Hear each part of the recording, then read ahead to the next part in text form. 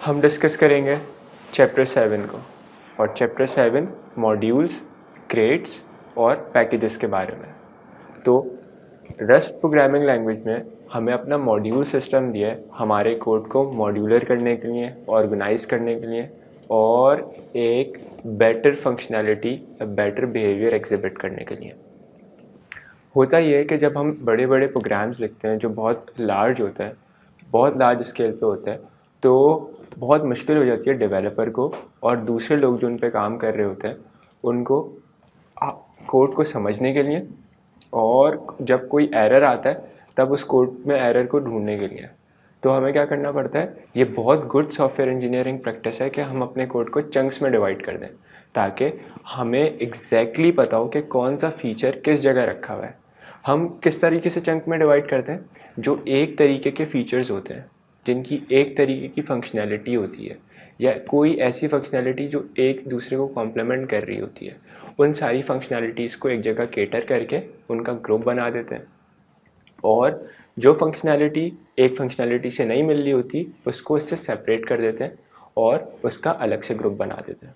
तो इस पूरी अप्रोच से हमारा जो भी प्रोजेक्ट होता है वो बहुत मॉड्यूलर हो जाता है और बहुत ऑर्गेनाइज हो जाता है।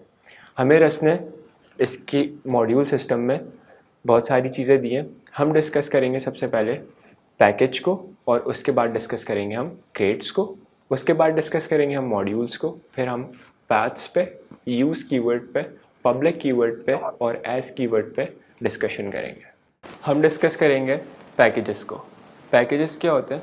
लेट सपोज कि मैंने कार्गो न्यू की कमांड से एक अपना कोई प्रोजेक्ट बनाया है, कार्गो न्यू माय प्रोजेक्ट।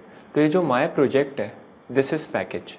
अब इस पैकेज के अंदर मेरे पास main.rs की फ़ाइल हुआ करती थी, तो ये जो main.rs की फ़ाइल है ये है मेरा क्रेट।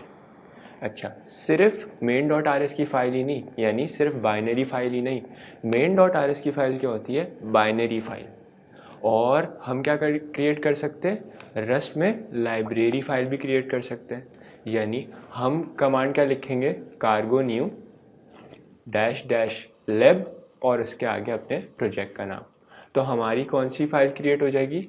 बाइनरी फाइल क्रिएट नहीं होगी, लाइब्रेरी फाइल क्रिएट हो जाएगी। हम बाइनरी फाइल और लाइब्रेरी फाइल में फ़र्क देखेंगे कि इन दोनों में फ़र्क क्या है, और इन दोनों क्रेट्स को, अब मैं इन दोनों को फाइल नहीं बोलूँगा, अब इन दोनों को मैं क्रेट्स बोलूँगा। ये दोनों क्रेट्स कहाँ लाया कर रहे हैं? हमारे पैकेज में, जिसका क्या नाम मैंने बताया है? My project. तो आए चलते हैं कोड में और देखते हैं। यहाँ पे अपनी हम एक पैकेज बनाते हैं माय प्रोजेक्ट के नाम से। हमारे यहाँ माय प्रोजेक्ट के नाम से पैकेज बन गया। ट्री की कमांड है। ट्री की कमांड क्या बता रही है? हमारे माय प्रोजेक्ट है, इसके अंदर cargo.toml की फ़ाइल है, उसके अंदर एक सोर्स का फोल्डर है, उसके बाद main.rs की फ़ाइल है। ये जो ट्री की कमांड है, यूबंटू में आप इसका एक पैकेज डाउनलोड कर लें, sudo apt install ट्री के नाम से, तो आपके पास ये कमांड एग्जीक्यूट हो जाएगी। ये बेसिकली हमें बता ही रही है कि हमारे पास एक पैकेज क्रिएट हुआ है जिस पैकेज का नाम है माय प्रोजेक्ट। उस माय प्रोजेक्ट के पैकेज के अंदर हमारे पास एक क्रिएट है जिसका नाम है main.rs। अब हम चलते हैं और lib.rs यानी लाइब्रेरी क्रिएट करते हैं। अच्छा, ये क्रिएट हम मैनुअली यानी माउस से भी क्रिएट कर सकते हैं जाके, और इसको कमांड के ज़रिए भी क्रिएट कर सकते हैं।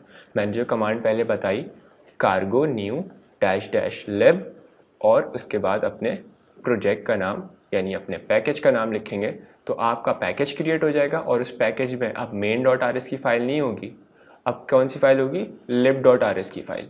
लेकिन आप main.rs की फ़ाइल भी बना सकते हैं माउस क्लिक से उस प्रोजेक्ट के अंदर जाके। तो बहरहाल अभी हमारे पास कौन सी फ़ाइल है? अभी हमारे पास main.rs की फ़ाइल है जिसको मैं क्रिएट कह रहा हूँ, और हमारे पास पैकेज क्या है? हमारे पास पैकेज नेम है माय प्रोजेक्ट। तो आए चलते हैं, हम इसमें अपनी lib.rs की फ़ाइल बनाते हैं मैनुअली।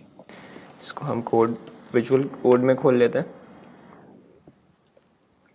माय प्रोजेक्ट के अंदर main.rs की फ़ाइल है, हम सोर्स के फोल्डर के अंदर lib.rs की फ़ाइल बनाएंगे। अब इन दोनों में बेसिक फ़र्क क्या है? बेसिक फ़र्क अभी हम देखते हैं। हम अपने lib.rs की फ़ाइल में क्या लिखते हैं? एक फंक्शन लिखते हैं इस फंक्शन का नाम डिटेल लिखते हैं और इसके अंदर एक सिंपल लाइन प्रिंट कराते हैं।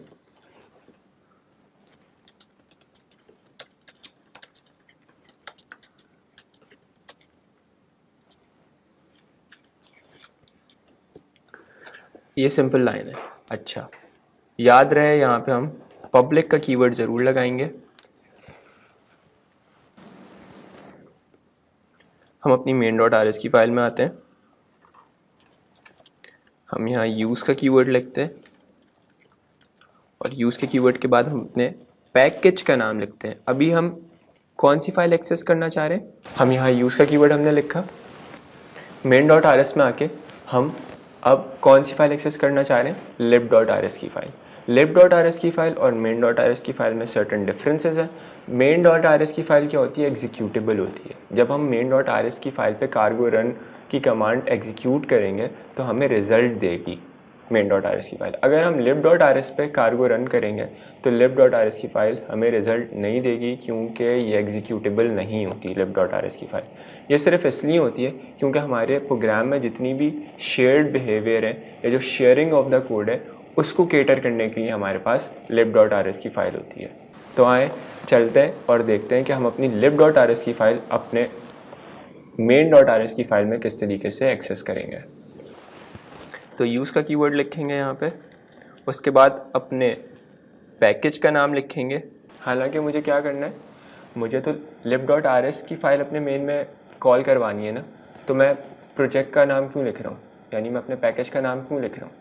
मुझे तो डायरेक्ट lib.rs की फ़ाइल का नाम लिखना चाहिए, लेकिन मैं अपने पैकेज का नाम लिख रहा हूँ। इसकी हम वजह डिस्कस करेंगे आगे कि मैं अपने पैकेज का नाम क्यों लिख रहा हूँ, lib.rs डायरेक्टली क्यों इम्पोर्ट नहीं करा रहा। माई प्रोजेक्ट जो कि मेरे पैकेज का नाम है, माई प्रोजेक्ट के अंदर मेरे पास lib.rs के अंदर डिटेल का फंक्शन बना हुआ है। तो यहाँ मैं लिखता हूँ डिटेल और यहाँ मैं डिटेल को कॉल करा लेता हूँ।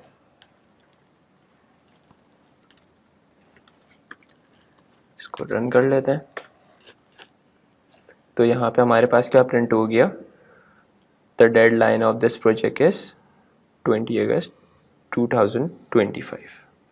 हर पैकेज में एटलीस्ट हमारे पास एक क्रिएट होना लाजमी है, यानी या हमारे पास मेन हो main.rs या हमारे पास lib.rs। अगर इन दोनों में से एक भी नहीं होगा तो इसको मैं पैकेज नहीं कह सकता। अब जो मेरे पास main.rs है, यानी जो मेरे पास बाइनरी क्रिएट है, बाइनरी क्रिएट जो होते हैं मेरे पास मल्टीपल्स हो सकते हैं। एक पैकेज में मल्टीपल बाइनरी क्रिएट हो सकते हैं, लेकिन एक पैकेज में एक से ज़्यादा लाइब्रेरी क्रिएट नहीं हो सकते।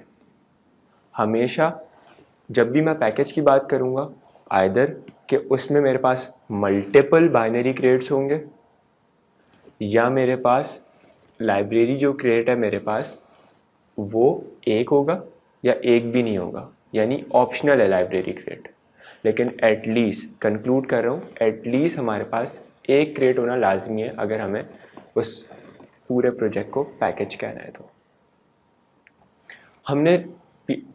हमने पहले वाली वीडियो में डिस्कस किया था कि हमारे पास जो lib.rs थी और जो main.rs थी, हमने क्या करा था, main.rs में lib.rs का कंटेंट यूज़ किया था, लेकिन हमने कहीं अपनी main.rs की फाइल में नहीं बताया था कि हम lib.rs का कंटेंट यूज़ कर रहे हैं। हमने तो अपने पैकेज का नाम लिखा था, उसके अंदर हमने नेम स्पेसिंग की थी और नेम स्पेसिंग करके हम कहाँ तक पहुँच गए थे, जो lib.rs के अंदर हमारे पास फंक्शन डिफाइन हुआ था।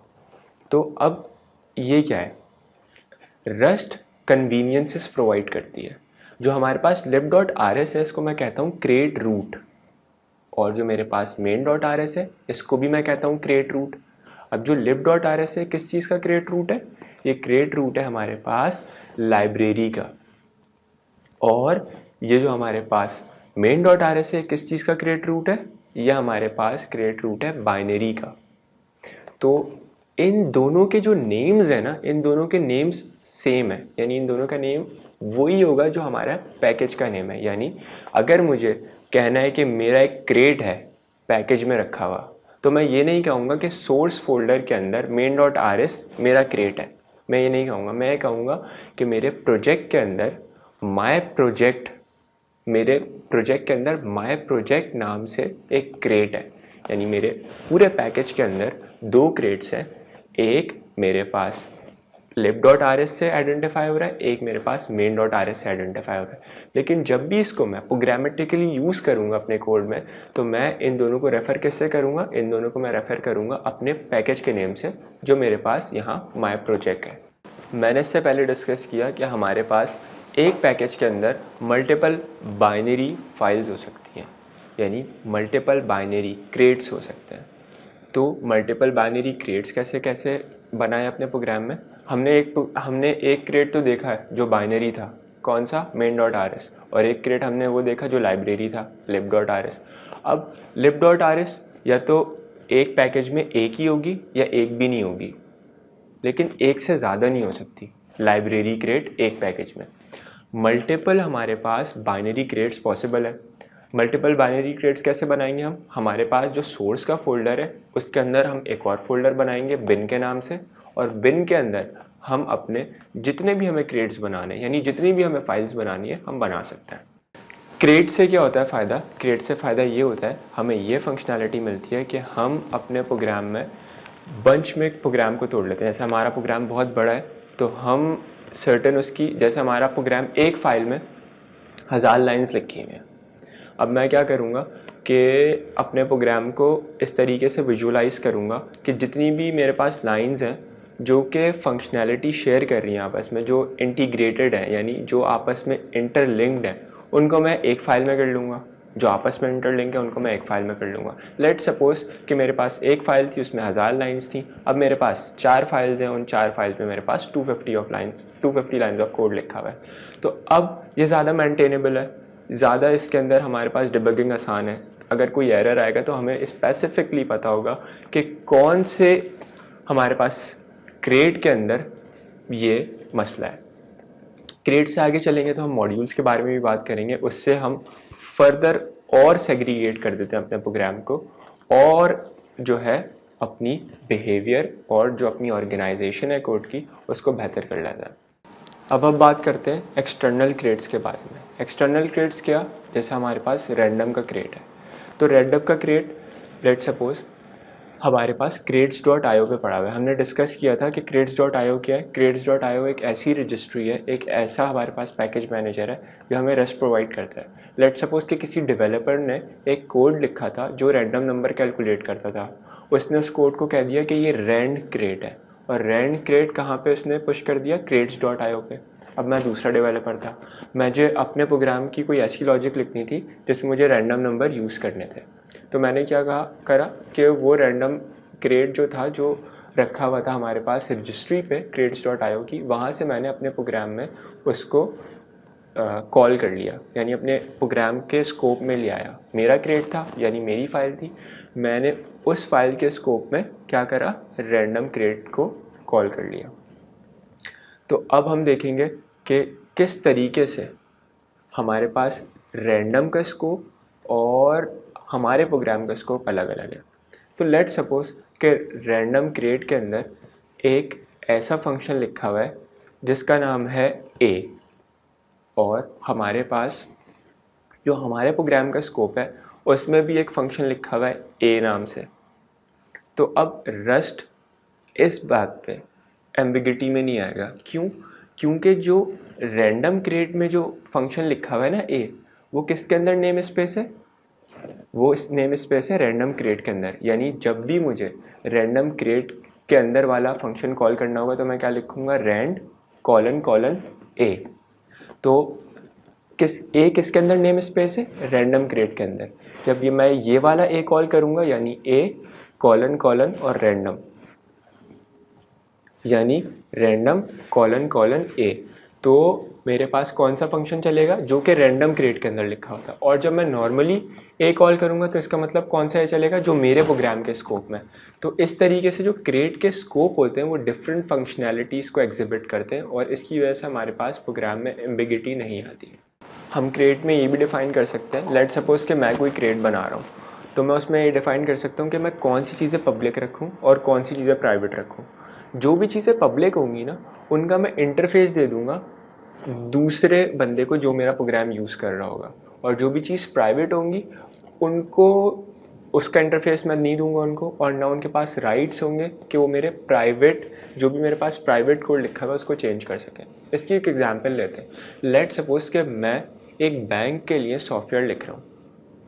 मैंने बैंक के लिए पूरा सॉफ्टवेयर लिखा, बहुत कंप्लीट लिखा, और मैंने बैंक को एक्सपोर्ट कर दिया, बैंक को दे दिया। अब क्या होगा कि कोई एक और बंदा है जो कि एक वेबसाइट बना रहा है, और उस वेबसाइट को उसको इंटीग्रेशन करनी है किसकी, ऑनलाइन बैंकिंग की। लेट सपोज ये ऐसी हाइपोथेटिकल एग्जांपल है।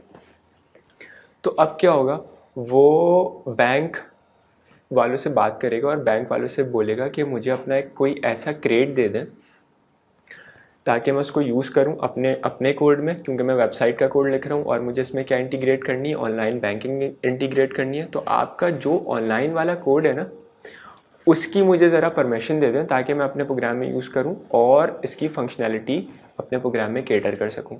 तो अब जो बैंक वाले हैं वो उसको अपने बैंक का पूरा कोड तो नहीं देंगे, पूरी फंक्शनैलिटीज़ तो नहीं देंगे, वो सिर्फ वो पार्ट देंगे जिसका उसको काम है। उसको किसका काम है, ऑनलाइन जितनी भी फंक्शनैलिटीज़ है उसका काम है उस वेबसाइट वाले बंदे को। तो बैंक वाले क्या करेंगे, बैंक वाले ये करेंगे कि जितने भी ऑनलाइन वाली जितनी भी फंक्शनैलिटीज़ है ना, उनको पब्लिक करेंगे। लिखा हुआ ही ऐसा होगा कोड कि उसको पब्लिक पहले से ही रखा हुआ होगा, यानी मैंने उसको पब्लिक पहले से ही रखा हुआ होगा ताकि अगर कोई वेबसाइट वाला बंदा यूज़ करे या किसी और बंदे को फंक्शनैलिटी चाहिए हो तो वो उसको यूज़ कर सके। तो आराम से वेबसाइट वाला बंदा उसको यूज़ करेगा और अपने प्रोग्राम में इसको इंटीग्रेट कर लेगा और उसको यूज़ कर सकता है। इससे क्या होगा, सिक्योरिटी रिस्क जो है हमारे पास कम हो जाएंगे। अगर बैंक को अपनी पूरी फंक्शनैलिटी देनी पड़ती वेबसाइट वाले को, तो बैंक तो नहीं दे सकता, क्योंकि बैंक के पास क्रेडिट कार्ड की भी इंफॉर्मेशन है, बहुत सारी ऐसी इंफॉर्मेशन है जो कॉन्फिडेंशियल है, तो वो शेयर नहीं कर सकता सबसे। लेकिन on the other hand bank को जो भी वेबसाइट वाले हैं या जो भी ऐसे लोग हैं जो बैंक की फंक्शनैलिटी यूज़ करना चाह रहे हैं, तो बैंक उनको केटर करेगा, उनको अपनी फंक्शनैलिटी ज़रूर देगा। तो इसके लिए भी एक प्रॉपर चैनल होना चाहिए। तो हमारे पास सर्टेन हिस्से ऐसे होते हैं कोड में जो कि प्राइवेट होते हैं और सर्टेन ऐसे होते हैं जो पब्लिक होते हैं। ये एग्जांपल इस वजह से मैंने आपको समझाई ताकि आपको पता चल जाए कि प्राइवेट और पब्लिक हम क्यों लगाते हैं। सर्टेन अपने यानी स्ट्रक्ट के आगे भी कभी लगा हुआ देखा होगा आपने कभी, या किसी भी फंक्शन से पहले आपने पब्लिक का कीवर्ड लगा देखा होगा। तो पब्लिक का कीवर्ड इसलिए लगाते हैं कि बाय डिफ़ॉल्ट सारी चीज़ें प्राइवेट होती हैं। जब हम पब्लिक कर देंगे तो इसका मतलब ये सारी फंक्शनैलिटीज़ अब कोई और यूज़ कर सकता है अगर वो अपने प्रोग्राम के अपने क्रिएट के स्कोप में हमारा क्रिएट कॉल करे। तो हम बात करेंगे मॉड्यूल्स के बारे में। बेसिकली हमने इससे पहले क्रिएट बनाया main.rs का, यानी बाइनरी क्रिएट बनाया, lib.rs यानी लाइब्रेरी क्रिएट बनाया। अब हम बात करते हैं main.rs की, यानी बाइनरी क्रिएट की। लेट सपोज कि हमने क्रिएट में बहुत सारी लाइंस ऑफ कोड लिखी हुई हैं। अब इस क्रिएट के अंदर यानी इस फाइल के अंदर हमें मॉड्यूलर अप्रोच अपनानी है। तो हम क्या करेंगे, मॉड्यूल्स बनाएंगे। बेसिकली मॉड्यूल का काम ही होता है कि एक क्रिएट के अंदर ग्रुप वाइज सर्टेन फंक्शनैलिटी को एक ग्रुप में कर देना, सर्टेन फंक्शनैलिटी को दूसरे ग्रुप में कर देना। इससे होता क्या है, इससे होता ये कि हमारे कोड की बेटर रीडेबिलिटी हो जाती है और हमारा कोड ईजी टू रीयूज़ हो जाता है। अगर हमें कोई मॉड्यूल अक्रॉस द कोड हमें यूज़ करना हो, यानी एक कोड में हमने एक मॉड्यूल बनाया हुआ है और किसी और को हमारा मॉड्यूल यूज़ करना है, तो हम उसको मॉड्यूल एक्सपोर्ट कर सकते हैं। इससे क्या होता है, बहुत ज़्यादा ईजी रीयूज़ हो जाता है और हमारा बहुत ज़्यादा प्रोग्राम रीडेबल हो जाता है। एक और क्या अच्छी बात मॉड्यूल प्रोवाइड करता है, यह हमारी प्राइवेसी को कंट्रोल करता है। बेसिकली हम जो भी अपना कोड लिखेंगे मॉड्यूल के अंदर, या तो हम उसको पब्लिक कर सकते हैं या तो हम उसको प्राइवेट कर सकते हैं। अगर हम उसको पब्लिक कर देंगे तो जो और कोड के यूज़र्स हैं जो हमारे मॉड्यूल को यूज़ करना चाह रहे हैं वो हमारे मॉड्यूल को यूज़ कर सकते हैं। लेकिन अगर हम अपना मॉड्यूल प्राइवेट कर देंगे या उसमें जितनी भी डेफिनेशंस हैं उनमें से किसी को प्राइवेट कर देंगे, तो जितनी भी चीज़ प्राइवेट है वो अक्रॉस द कोड यानी वो कोई और बंदा या कोई और डेवलपर यूज़ नहीं कर सकता। मॉड्यूल्स को समझने के लिए हम एक एग्जाम्पल की तरफ जाते हैं। लेट सपोज कि हमारे पास एक रेस्टोरेंट है अब रेस्टोरेंट में क्या क्या चीज़ें होती हैं, ये बुक की ही एग्जाम्पल है, तो अगर आप बुक में देखेंगे तो आपको सिमिलर एग्जाम्पल मिलेगी। रेस्टोरेंट में क्या दो चीज़ें होती हैं, रेस्टोरेंट में होता है एक हमारे पास फ्रंट हाउस और एक होता है हमारे पास बैक हाउस। फ्रंट हाउस में क्या होता है, फ्रंट हाउस में वो सारी चीज़ें होती हैं जो क्लियरली एविडेंट होती हैं, कस्टमर्स, होस्ट और सर्वर्स यानी वेटर्स, ये तीन चीज़ें, कस्टमर्स होते हैं, होस्ट होता है और वेटर्स होते हैं, ये फ्रंट हाउस में होते हैं हमारे पास। और बैक हाउस में क्या होते हैं, हमारे पास डिश वॉशर्स होते हैं, शेफ्स होते हैं, कुक्स होते हैं और मैनेजर्स होते हैं, तो ये बैक हाउस में। अब हम इसी एग्जाम्पल को अपनी मॉड्यूलर अप्रोच में पोर्ट्रे करेंगे कोड में, लेकिन हम इन स्पेसिफिक फंक्शंस की इम्प्लीमेंटेशन पे नहीं जाएंगे, क्योंकि अभी हमारे यूज़ केस क्या है, हमारे यूज़ केस समझना है organization of the code rather than implementation of the code. तो आइए चलते हैं हम एग्जाम्पल पे। इधर हम एक मॉड्यूल बनाते हैं फ्रंट हाउस का, उसके अंदर हम एक मॉड्यूल बनाते हैं होस्ट का,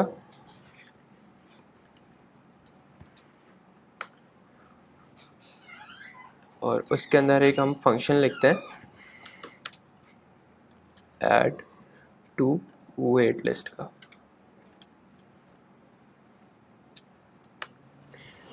बेसिकली ये हो क्या रहा है, हमारे पास एक फ्रंट हाउस का मॉड्यूल है, उस फ्रंट हाउस के मॉड्यूल के अंदर हमारे पास होस्टिंग का मॉड्यूल है, और उस होस्टिंग के मॉड्यूल के अंदर हमारे पास ऐड टू वेट लिस्ट का फंक्शन है।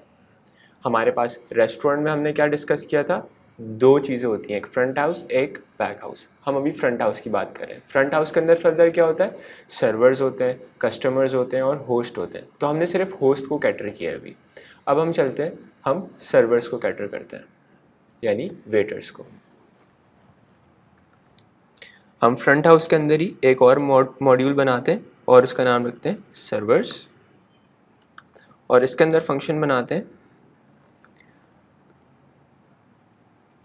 टेक ऑर्डर का, यानी जो हमारे पास वेटर होगा वो हमारा ऑर्डर लेगा, फिर हमें ऑर्डर सर्व करेगा, फिर हमसे पेमेंट कलेक्ट करेगा।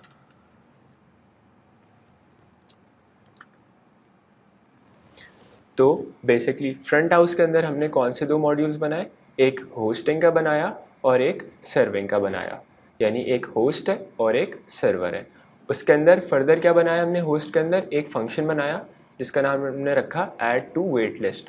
कभी भी हम जाते हैं और रेस्टोरेंट में जगह नहीं होती, तो जो होस्ट होते हैं वो हमारा वेटिंग में नंबर डाल देते हैं, तो इसी अप्रोच से हमने यहाँ पे एक फंक्शन बनाया ऐड टू वेट लिस्ट का। इसमें और भी न्यूमरस फंक्शंस हो सकते हैं, लेकिन हम अभी क्या समझ रहे हैं, ऑर्गेनाइजेशन ऑफ द कोड। एक मॉड्यूल दूसरे मॉड्यूल को अपने अंदर इनकैप्सुलेट कर सकता है, और एक मॉड्यूल बहुत सारी अपने अंदर डेफिनेशंस रख सकते हैं, यानी फंक्शन डेफिनेशन रख सकता है, इनम डेफिनेशन रख सकता है, स्ट्रक्ट डेफिनेशन रख सकता है, ट्रेड्स डेफिनेशन रख सकता है, ट्रेड्स जो हम आगे पढ़ेंगे। तो आइए इस कोड को बिल्ड करते हैं। हम यहाँ कार्गो बिल्ड रखेंगे, लिखेंगे, और ये हमारा फिनिश्ड हो गया। यहाँ पे जो हमें ये वार्निंग दे रहा है फंक्शन इज़ नेवर यूज्ड, तो हमारे पास dead code by default on हुआ है, हम इसको ऑफ कर सकते हैं एनोटेशन लगा के, डेड कोड। बेसिकली हमें इसलिए वार्निंग्स दे रहा है कि हमने फंक्शन तो बनाया हुआ है लेकिन उसको कहीं यूज़ नहीं किया। अब जब हम चलाएंगे तो हमें ये कोई वार्निंग नहीं देगा।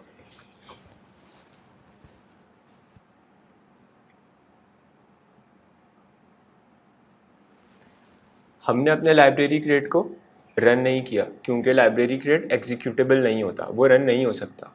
हमने अपने क्रिएट को क्या किया, कार्गो बिल्ड किया। वो हमेशा बिल्ड होता है लाइब्रेरी क्रिएट, क्योंकि लाइब्रेरी क्रिएट बनता ही इसलिए कि जो हमारी कोड की फंक्शनैलिटीज़ हैं वो आपस में शेयर हो सके।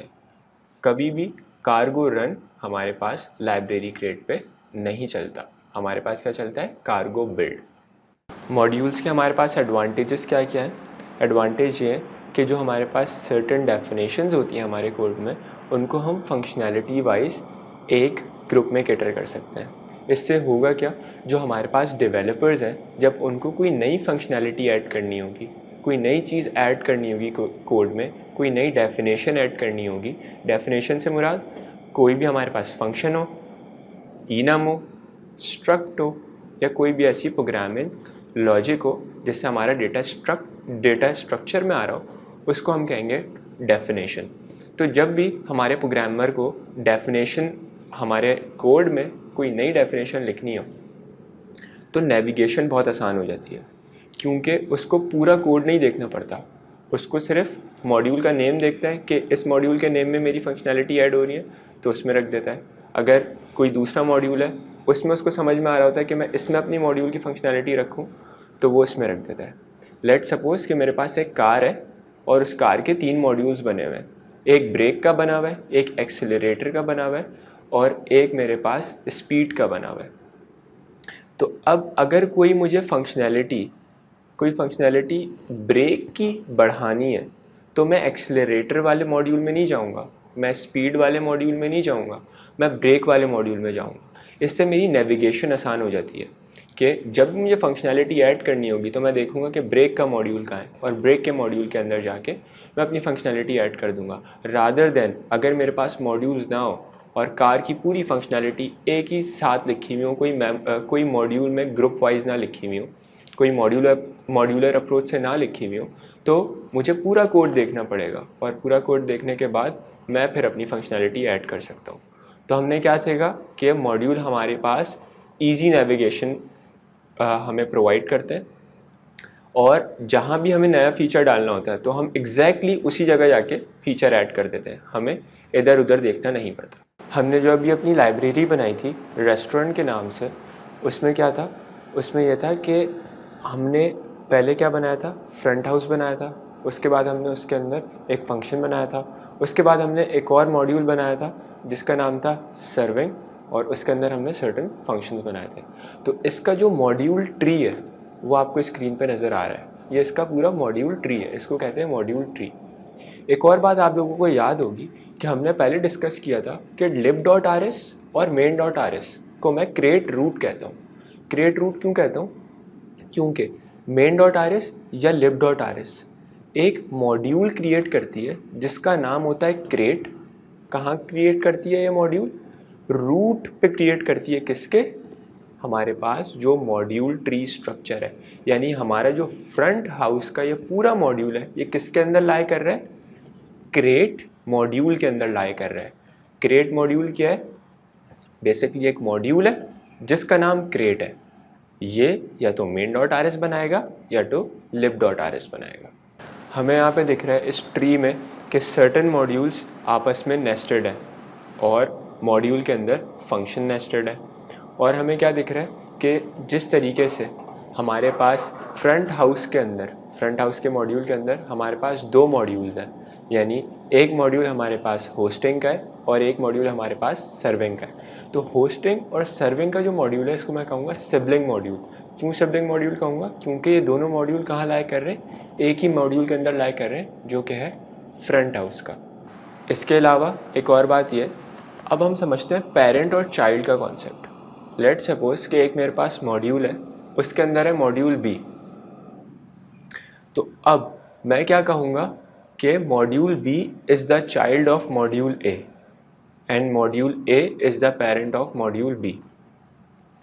बेसिकली ये हमारे पास जो ट्री दिख रहा है आपको, ये इम्प्लिसिटली, यानी जो हमारे पास फ्रंट हाउस का मॉड्यूल है, ये इम्प्लिसिटली पूरा मॉड्यूल कहाँ लाया कर रहा है? हमारे पास क्रिएट मॉड्यूल में लाया कर रहा है। अब ये क्रिएट मॉड्यूल हमने खुद नहीं बनाया, ये हमारे पास रस्ट की जो कन्वीनियंसेस है उसने प्रोवाइड किया है, यानी main.rs और lib.rs जो है ये हमारे पास क्रिएट रूट्स होते हैं। और क्रिएट रूट हमने डिस्कस किया क्या करते हैं? At the root of the module tree ये हमारे पास एक मॉड्यूल बनाते हैं क्रिएट के नाम से, जो आपको सबसे ऊपर दिख रहा है क्रिएट, और इस क्रिएट के अंदर हमारे पास पूरा फ्रंट हाउस का मॉड्यूल रखा हुआ है। तो ये जो क्रिएट का मॉड्यूल है इसको हम कहेंगे इम्प्लिसिट मॉड्यूल, क्योंकि हमने खुद नहीं बनाया एक्सप्लिसिटली। हम समझेंगे अब पाथ्स को समझने से पहले हम एक एग्जाम्पल समझते हैं जिससे हमें ईजी हो जाएगा। लेट सपोज कि हमारे पास 2 डायरेक्टरीज़ हैं माई कंप्यूटर के अंदर, यानी माई कंप्यूटर के अंदर हमारे पास एक डायरेक्टरी है डायरेक्टरी C यानी लोकल डिस्क C, और एक डायरेक्टरी है local disk D। Local disk C में मेरे पास एक इमेज है और लोकल डिस्क D में मेरे पास एक सॉन्ग है। लेट सपोज कि मुझे सॉन्ग को नेविगेट करना है, सॉन्ग को प्ले करना है, तो मुझे क्या करना पड़ेगा, मुझे माई कंप्यूटर में जाना पड़ेगा। माई कंप्यूटर में जाने के बाद मुझे लोकल डिस्क D में जाना पड़ेगा। लोकल डिस्क D में जाने के बाद मुझे वो सॉन्ग प्ले करना पड़ेगा।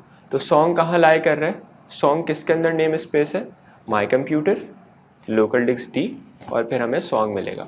अच्छा, हमारे पास जो विंडोज़ है उसमें हम किस तरीके से इसके अंदर डीलिमिटर्स लगाते हैं। डीलिमिटर्स बेसिकली वो होते हैं जो हमारे पास नेम स्पेस करते हैं, my computer slash local disk D slash song. तो जो स्लैश है इसको कहते हैं हम डीलिमिटर। तो स्पेसिफिकली इसी तरीके से रस्ट में हमारे पास जो डीलिमिटर यूज़ होता है वो होता है डबल कॉलन।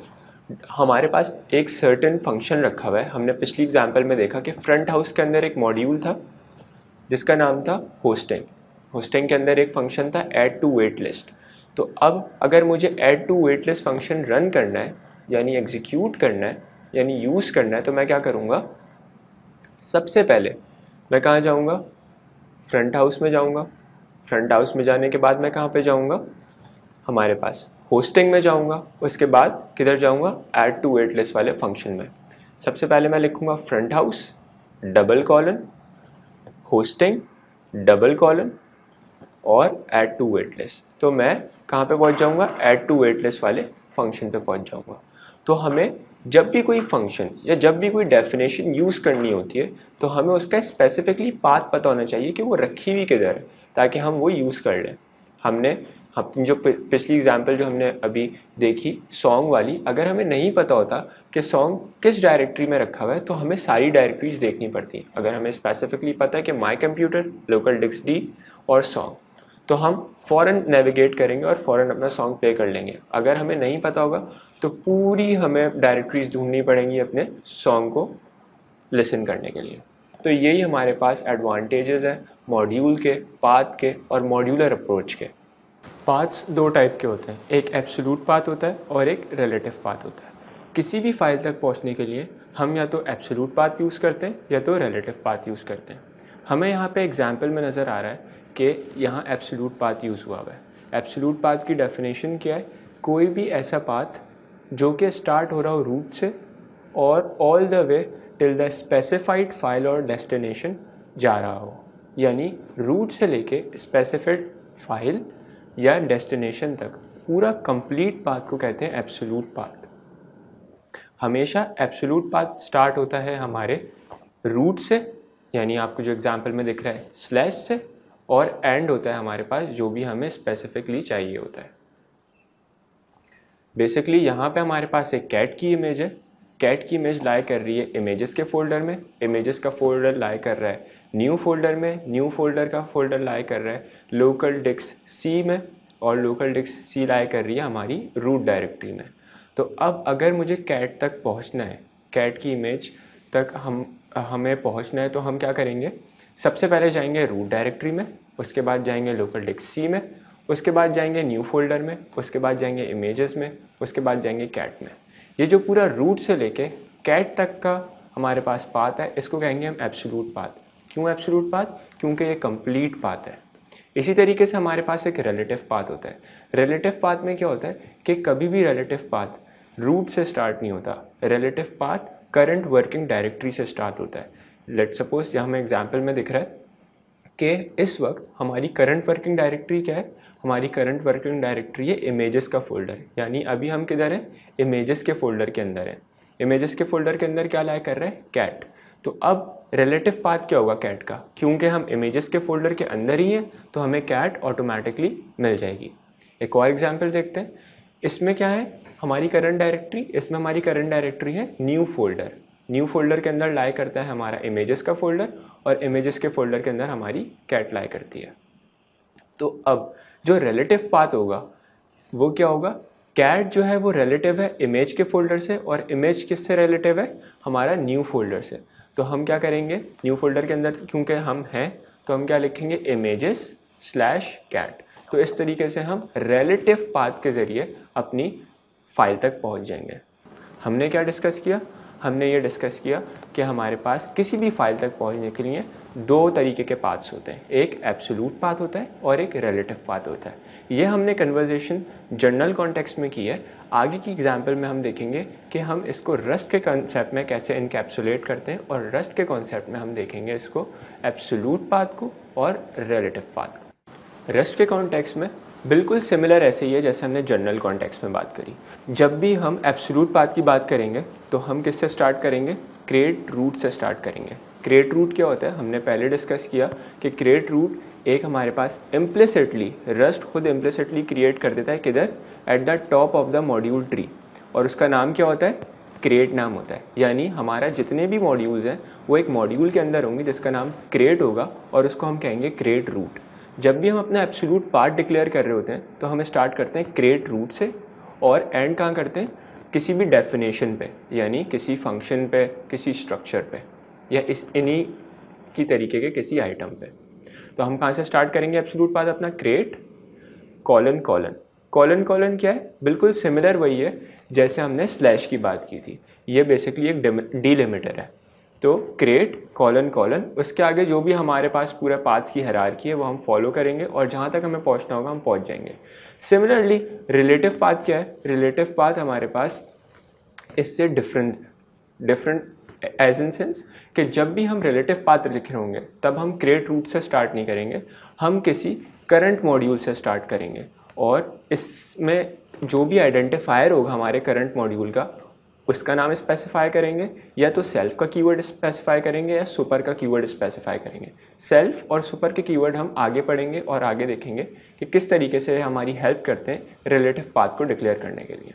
हम जो रेस्टोरेंट वाली एग्जाम्पल अपनी बुक में देख रहे हैं उसी को हम आगे लेके चलेंगे और उसी को थोड़ा सा शॉर्टन करेंगे, और शॉर्टन करके हम अपना पाथ का यूज़ केस समझेंगे कि पाथ किस तरीके से हम अपनी एग्जाम्पल्स में कैटर कर सकते हैं और उनका यूज़ केस क्या है।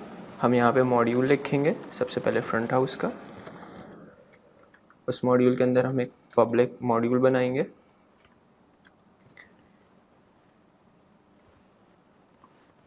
होस्टिंग के नाम से, और इसके अंदर हम एक फंक्शन लिखेंगे ऐड टू वेटलेस का।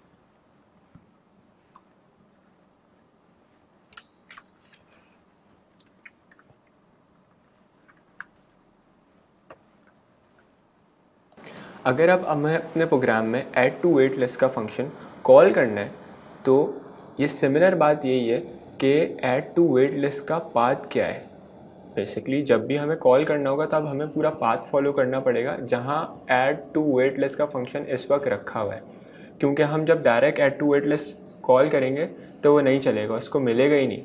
यहाँ पे जो मेरे पास फंक्शन है ऐड टू वेटलेस का, वो सर्टेन मॉड्यूल्स में, मुझे सर्टेन मॉड्यूल्स के अंदर जाना पड़ेगा और पूरा पाथ स्पेसिफाई करना पड़ेगा कि किस मॉड्यूल के अंदर मेरे पास ये फंक्शन रखा हुआ है। तो हमने डिस्कस किया था एक एब्सोल्यूट पाथ होता है और एक होता है रिलेटिव पाथ। हम एक और फंक्शन बनाते हैं और उस फंक्शन के अंदर अपना ऐड टू वेटलेस का फंक्शन कॉल करते हैं। हम यहाँ एक फंक्शन बनाते हैं,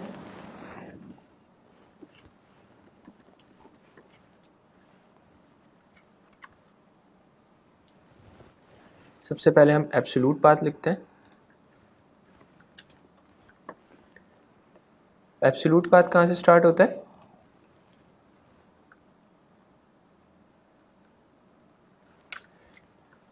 सबसे पहले हम अपना फंक्शन बनाते हैं ईट एट रेस्टोरेंट का,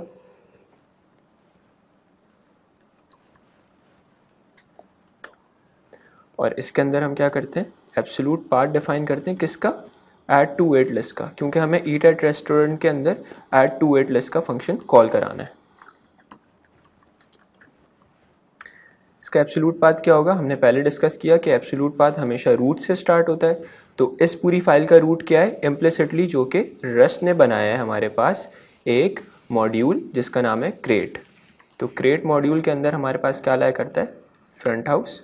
फ्रंट हाउस के अंदर क्या लाया करता है? होस्टिंग। होस्टिंग के अंदर क्या लाया करता है? Add to wait list. तो ये हमारे पास पूरा कंप्लीट पाथ है, कहाँ से लेके कहाँ तक का? रूट से लेके ऐड टू वेट लिस्ट वाले फंक्शन तक का। अब हम इसका रिलेटिव पाथ लिखते हैं। रिलेटिव फंक्शन कहाँ से स्टार्ट होगा, क्योंकि ईट एट रेस्टोरेंट और हमारे पास जो फ्रंट हाउस है ये एक ही लेवल पे है हमारे पास मॉड्यूल ट्री में, जैसे कि आपको इसमें नज़र आ रहा है। तो अब हम ईट एट रेस्टोरेंट में directly front house colon colon और आगे का अपना पूरा पाथ स्पेसिफाई कर सकते हैं, क्योंकि ईट एट रेस्टोरेंट का जो फंक्शन है और फ्रंट हाउस का जो मॉड्यूल है वो सिमिलर लेवल पे है हमारे मॉड्यूल ट्री में। यानी हम इसको ऐसे भी कह सकते हैं कि ईट एट रेस्टोरेंट का जो फंक्शन है वो सिबलिंग है हमारे पास फ्रंट हाउस मॉड्यूल का। तो हम यहाँ रिलेटिव पाथ लिखते हैं, front house colon colon hosting colon colon add to wait list. और अब हम अपनी लाइब्रेरी बिल्ड कर लेते हैं।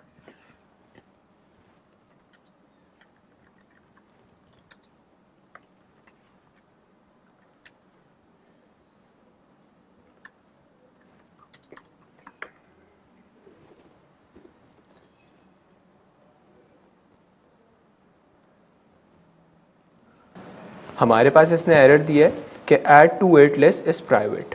हम इसको जाके पब्लिक कर देते हैं और फिर हम देखेंगे कि पब्लिक कीवर्ड हम क्यों लगाते हैं और इसका फ़ायदा क्या है, और बाय डिफ़ॉल्ट हमारे पास जो फंक्शंस हैं और जो डेफिनेशंस हैं वो प्राइवेट क्यों होती हैं। तो हम इसको पब्लिक कर देंगे और अब इसको रन करेंगे तो हमारे पास ये रन हो जाएगा। जब भी आप चूज़ करेंगे कि आइदर मैं रिलेटिव पाथ यूज़ करूँ या एब्सोल्यूट पाथ यूज़ करूँ, तो आप ये डिसीजन लेंगे अपने प्रोजेक्ट को देखते हुए। अगर तो आपकी अप्रोच ये है कि आप definition and the calling of this definition, यानी जब आप इस डेफिनेशन को कॉल कर रहे हैं, यानी डेफिनेशन और कॉलिंग अगर एक साथ रखनी है आपको, तब आप रिलेटिव पाथ यूज़ करेंगे, और जब आपको डेफिनेशन और उसकी कॉलिंग अलग अलग लिखनी है तो आप एब्सोल्यूट पाथ यूज़ करेंगे। हम एक एग्जांपल देखते हैं जहाँ पे हमारा कोड जो हमने अभी तक लिखा है ये एरर देगा।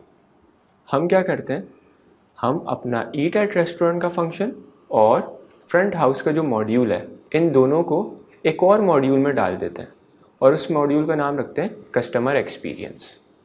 हम अपना फ्रंट हाउस का मॉड्यूल एक और मॉड्यूल के अंदर डालते हैं, इसका नाम रखेंगे कस्टमर एक्सपीरियंस।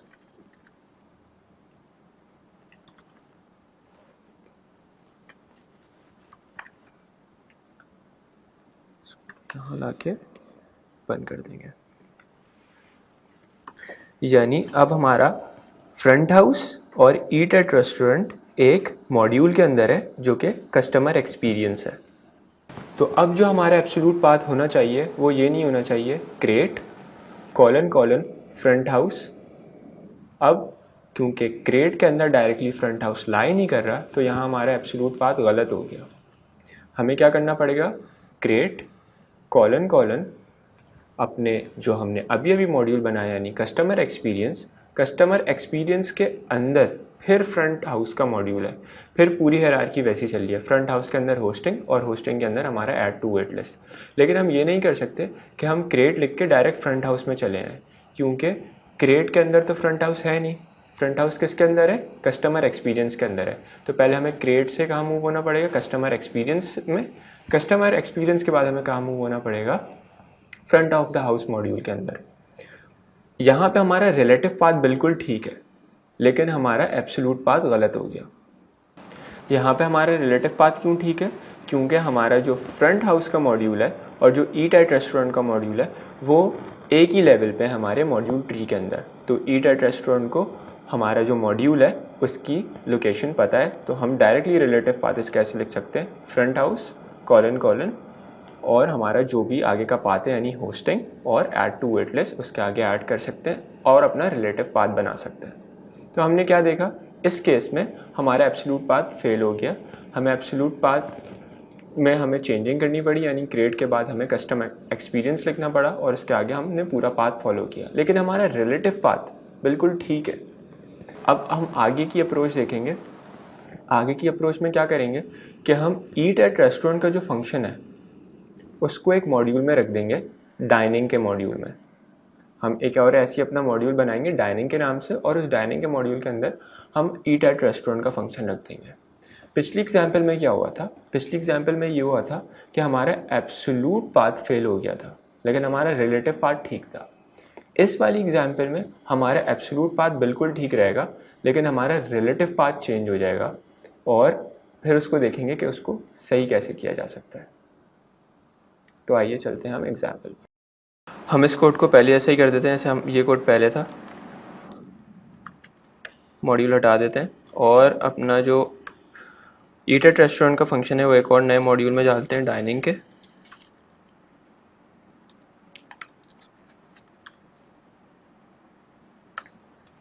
और अब इसको रन करके देखते हैं, इसको बिल्ड करके देखते हैं। तो इसने हमें एरर दिया लाइन 14 पे, यानी हमारा रिलेटिव पार्ट ठीक नहीं है अब। तो हम इसको कमेंट आउट करेंगे और इसको फिर चला के देखेंगे तो हमारा बिल्कुल ठीक चल रहा है, यानी हमारा एब्सोल्यूट पार्ट ठीक है लेकिन रिलेटिव पाथ गलत है। रिलेटिव पाथ क्यों गलत है? रिलेटिव पाथ इसलिए गलत है क्योंकि हमारे पास डाइनिंग के मॉड्यूल के अंदर फ्रंट हाउस का मॉड्यूल लाई नहीं करता, और जो हमारे पास डाइनिंग का मॉड्यूल है उसके अंदर हमारे पास जो ईट एट रेस्टोरेंट का फंक्शन है, ईट एट रेस्टोरेंट का फंक्शन क्या देख रहा है कि उसको फ्रंट हाउस का मॉड्यूल मिल जाए, लेकिन डाइनिंग में तो फ्रंट हाउस का मॉड्यूल है ही नहीं। तो बेसिकली जो हमारा ईट एट रेस्टोरेंट का जो फंक्शन है वो रिलेटिव नहीं है फ्रंट हाउस वाले मॉड्यूल के, इस वजह से इसको रिलेटिव पाथ यहाँ नहीं मिल रहा है। हम यहाँ यूज़ करेंगे सुपर का कीवर्ड और आगे इसको देखेंगे कि सुपर का कीवर्ड बेसिकली करता क्या है। अभी हम अपना एरर ठीक करते हैं सुपर के कीवर्ड से एंड लेट्स प्रोसीड फर्दर। तो हम यहाँ सुपर का कीवर्ड ऐड करेंगे और इसको फिर बिल्ड करेंगे। तो यहाँ पे अब हमारे पास ये बिल्कुल ठीक बिल्ड हो गया, यानी हमने इसका रिलेटिव पाथ भी ठीक कर दिया। तो हमने क्या बात देखी कि ये हमारे कोड पे है, जिस तरीके से हम अपना कोड ऑर्गेनाइज करना चाहें इसी तरीके से हम अपना रिलेटिव और एब्सोल्यूट पाथ भी सिलेक्ट करेंगे। अगर हम अपना कोड इस तरीके से मैनेज कर रहे हैं कि हमारी जो फंक्शन डेफिनेशन है और जो हमारी फंक्शन कॉलिंग है वो एक ही उसमें रहे, तो हम क्या यूज़ करेंगे? Relative paths. और अगर हम ये चाह रहे हैं कि हमारी जो फंक्शन डेफिनेशन है और जो उसकी कॉलिंग है वो अलग अलग हो, यानी अलग अलग कोड में हो, तो फिर क्या करेंगे? हम एब्सोल्यूट पाथ यूज़ करेंगे। हम यही चाहते हैं कि हमारी जो फंक्शन डेफिनेशन हो और जो फंक्शन कॉलिंग हो वो बिल्कुल सेपरेटली हो, इंडिपेंडेंटली हो। तो हम ज़्यादा प्रेफर ये करते हैं कि हम हमेशा एब्सोल्यूट पाथ दें, यानी कंप्लीट पाथ दें, जिसकी वजह से हमारे पास एम्बिग्युइटी के चांसेस कम हो। अब हम डिस्कस करेंगे पब्लिक के कीवर्ड को। तो चलिए एग्जाम्पल में, लेट सपोज कि हम यहाँ से पब्लिक के कीवर्ड हटा दें। ये हमारी पिछली वाली एग्जाम्पल है और इसमें हम अब स्पेसिफिकली पब्लिक के कीवर्ड को देख रहे हैं। हम यहाँ से पब का कीवर्ड हटा दें, यहाँ से भी आके पब का कीवर्ड हटा दें और अब इसको रन करके देखते हैं। तो हमारे पास ये एरर दे रहा है। एरर पढ़ते हैं, क्या दे रहा है? मॉड्यूल होस्टिंग इज़ प्राइवेट, और जो हमारे पास रिलेटिव पाथ है उसमें भी ये बोल रहा है मॉड्यूल होस्टिंग इज़ प्राइवेट। यानी हमने देखा एब्सोल्यूट पाथ में भी और रिलेटिव पाथ में भी, दोनों में हमें ये एरर दे रहा है कि आपका जो होस्टिंग मॉड्यूल है ये प्राइवेट है। तो हम होस्टिंग मॉड्यूल को पब्लिक कर देते हैं। अब इसको रन करके देखते हैं। अभी भी ये एरर दे रहा है। एरर पढ़ते हैं, क्या दे रहा है? Function add to wait list is private. यानी हमारे एब्सोल्यूट पाथ में बोल रहा है कि ऐड टू वेट लिस्ट का जो फंक्शन है वो प्राइवेट है, और सिमिलरली रिलेटिव पाथ में भी ये सेम एरर दे रहा है। तो हम जाएंगे और यहाँ पे भी पब का कीवर्ड एंटर कर देंगे। अब इसको दोबारा बिल्ड करते हैं। अब ये हमारे पास बिल्कुल ठीक बिल्ड हो गया। तो हमने क्या देखा? हमने ये देखा कि अगर हम मॉड्यूल पब्लिक कर भी दें तो पूरा कंटेंट जो मॉड्यूल के अंदर है वो ऑटोमेटिकली पब्लिक नहीं होगा। हमें स्पेसिफिकली जाके हर डेफिनेशन को पब्लिक करना पड़ेगा, जो डेफिनेशन हमें अपने कॉलिंग वाले प्रोग्राम में यूज़ करनी है। अगर हम पब्लिक नहीं करेंगे तो हम उसको यूज़ नहीं कर सकते जहां हम उसको कॉल कर रहे हैं। बेसिकली जो हमारे पास मॉड्यूल सिस्टम है पूरा, ये सिर्फ ऑर्गेनाइजेशन के लिए काम नहीं आता, ये प्राइवेसी के लिए भी काम आता है। जो मॉड्यूल प्राइवेट होंगे वो एक्सेस नहीं हो सकते, जो मॉड्यूल पब्लिक होंगे वो एक्सेस हो सकते हैं। तो ये हमारे पास जो सिक्योरिटी बाउंड्री है रस्ट के पैराडाइम में, ये उसको भी कैटर करता है। बाय डिफ़ॉल्ट स्ट्रक्ट, फंक्शंस, इनम्स या इस तरीके की जितनी भी डेफिनेशंस होती हैं ये बाय डिफ़ॉल्ट प्राइवेट होती हैं। हमें इनको स्पेसिफिकली एक्सप्लिसिटली इनको पब्लिक करना पड़ता है। जब हम इनको पब्लिक कर देंगे तब हम इनको आउटर कोड में इस्तेमाल कर सकते हैं। अब हम बात करेंगे पेरेंट और चाइल्ड मॉड्यूल की। जो भी पेरेंट मॉड्यूल होता है वो एक्सेस नहीं कर सकता चाइल्ड मॉड्यूल के प्राइवेट आइटम्स को, लेकिन जो हमारे पास चाइल्ड मॉड्यूल होता है वो एक्सेस कर सकता है अपनी सारे आइटम्स को जो कि उसके एंसेस्टर्स में है। इसकी हम एक हाइपोथेटिकल एग्जांपल लेते हैं, एक जनरल एग्जांपल लेते हैं जिसकी वजह से हमें समझ में आएगा। ये वैसे तो हमारा आउट ऑफ द स्कोप है, लेकिन हम इसको इसमें इनकैप्सुलेट करेंगे ताकि हमें बेटर अंडरस्टैंडिंग हो सके। जब भी आपके पेरेंट हैं और आप उनके चाइल्ड हैं तो ऐसी सर्टेन क्वालिटीज़ होंगी जो आपने एज अ चाइल्ड अपने पेरेंट की इनहेरिट की होंगी, लेकिन आपकी कोई ऐसी डिटेल्स होंगी, आपकी कोई ऐसी आदतें होंगी, आपकी कोई ऐसी क्वालिटीज़ होंगी जो कि प्राइवेट हैं आप पे, वो आपके पेरेंट्स के पास नहीं होंगी। ये बात तो हमें समझ आ रही है कि जितनी भी पेरेंट की हमारे पास क्वालिटीज़ हैं वो चाइल्ड में आ सकती हैं, चाइल्ड अडॉप्ट कर सकता है, लेकिन चाइल्ड की कोई ऐसी पर्सनल प्राइवेट क्वालिटीज़ होती हैं जो पेरेंट अपने पास नहीं होल्ड करता। तो ये रियल लाइफ एग्जांपल है। हम इधर एक और डिटेल के बारे में बात करते हैं और देखते हैं कोड में। यहाँ हमारे पास जो फ्रंट हाउस का मॉड्यूल था वो पब्लिक नहीं था, लेकिन हमने यहाँ फंक्शन में इसको यूज़ कर लिया। यहाँ हमारे पास एरर क्यों नहीं आया? यहाँ हमारे पास एरर इसलिए नहीं आया, हम प्रीवियसली भी डिस्कस कर चुके हैं इस बात को कि ईट एट रेस्टोरेंट का फंक्शन और जो हमारे पास फ्रंट हाउस का फंक्शन है ये हमारे पास ट्री में एक ही लेवल पे लाई करता है, तो इसको कोई एम्बिगिटी नहीं होगी, आराम से ये फ्रंट हाउस का मॉड्यूल ढूंढ लेगा और यूज़ कर सकता है, क्योंकि एट द सेम लेवल है ये ट्री में, जैसे कि सिबलिंग्स हम कहते हैं इनको। अब हम डिस्कस करेंगे सुपर के कीवर्ड को। सुपर का कीवर्ड बेसिकली क्या करता है, ये हमारी हेल्प करता है करंट मॉड्यूल से पेरेंट मॉड्यूल में जाने के लिए। इसकी हम एग्जांपल देखते हैं।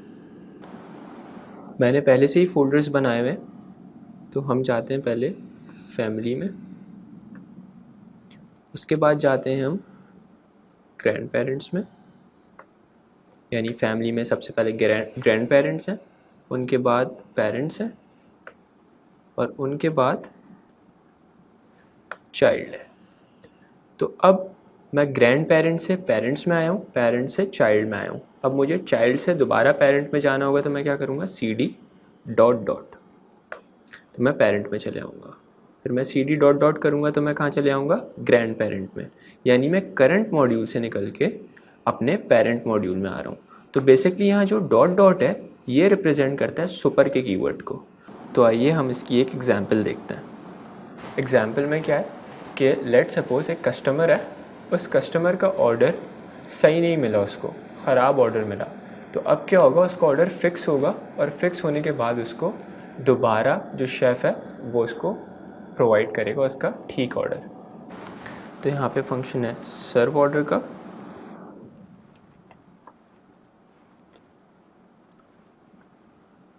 यहाँ पे हम मॉड्यूल बनाते हैं बैक ऑफ द हाउस का, क्योंकि ऑर्डर कहाँ सही होगा, जाके बैक ऑफ हाउस में। और यहाँ पे एक फंक्शन बनाते हैं हम कुक ऑर्डर का। बेसिकली यहाँ पे हमारा ऑर्डर है वो कुक होगा,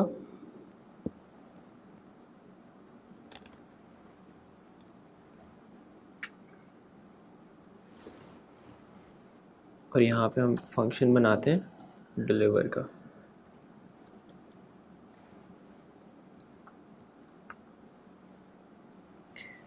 बेसिकली अब इसके अंदर हम क्या कॉल करते हैं, इसके अंदर हम कॉल करते हैं कुक ऑर्डर को, क्योंकि जब हमारे पास ख़राब ऑर्डर रिटर्न हुआ तो अब उसको दोबारा कुक करना पड़ेगा। और फिर क्या करते हैं, सर्व ऑर्डर को कॉल।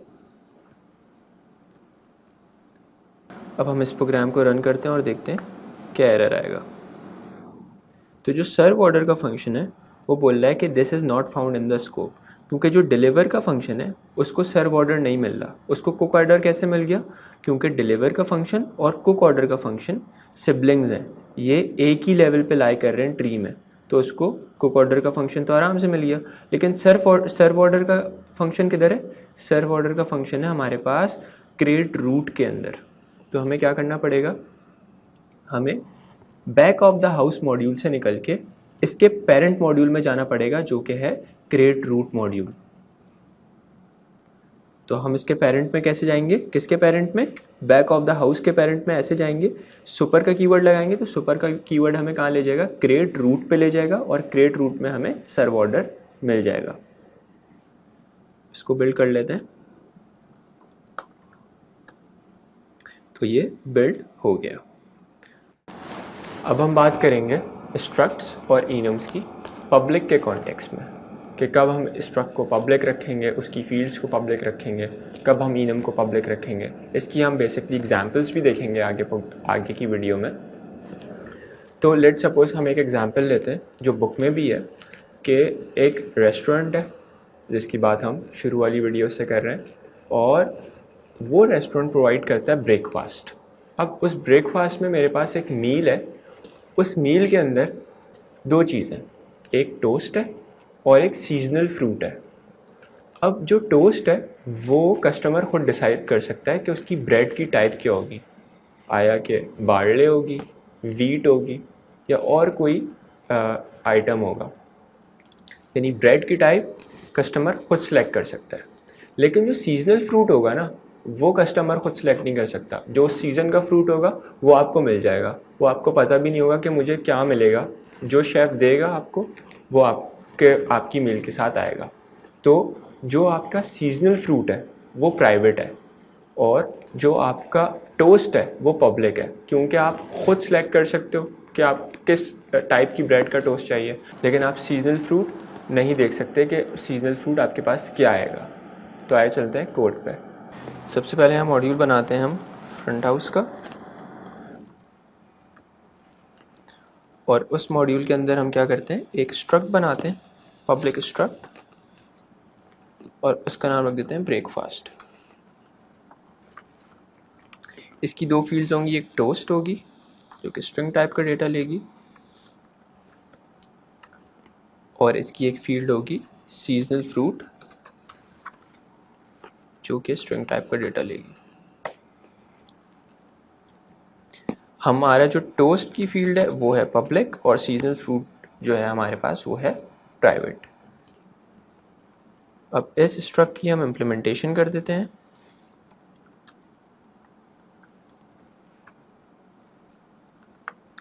इसके अंदर हम एक फंक्शन बनाते हैं एसोसिएटेड, जिसका नाम हम रख देते हैं न्यू। बेसिकली ये एसोसिएटेड फंक्शन हमें एक स्ट्रक्ट का इंस्टेंस देगा, और ये एसोसिएटेड फंक्शन, इसको ये भी कह सकते हैं कि ये associated function is a constructor which will return an instance of breakfast data type. यहाँ पे हम टोस्ट रखते हैं स्ट्रिंग डेटा टाइप, यहाँ पे हमें रिटर्न कर देगा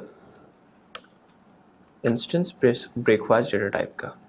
हमने यहाँ सिर्फ एक ही पैरामीटर इसलिए लिया क्योंकि हमारा एक ही पैरामीटर पे अख्तियार है, हम दूसरे पैरामीटर को चेंज नहीं कर सकते क्योंकि दूसरा पैरामीटर क्या है, प्राइवेट है। तो हम टोस्ट को ही चेंज करेंगे, तो जो भी टोस्ट आएगा वो टोस्ट में चले जाएगा। और अब हम लिखेंगे सीजनल फ्रूट, और सीजनल फ्रूट को यहाँ पे हम हार्ड कोड कर देंगे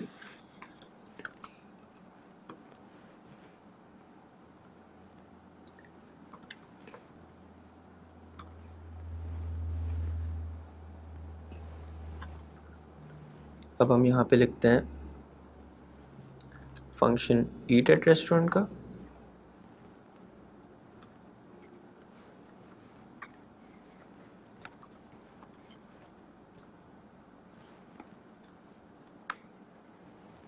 और उसके अंदर हम एक वेरिएबल बनाते हैं मील के नाम से, जो कॉल करेगा किसको, हमारे फ्रंट मॉड्यूल के अंदर आके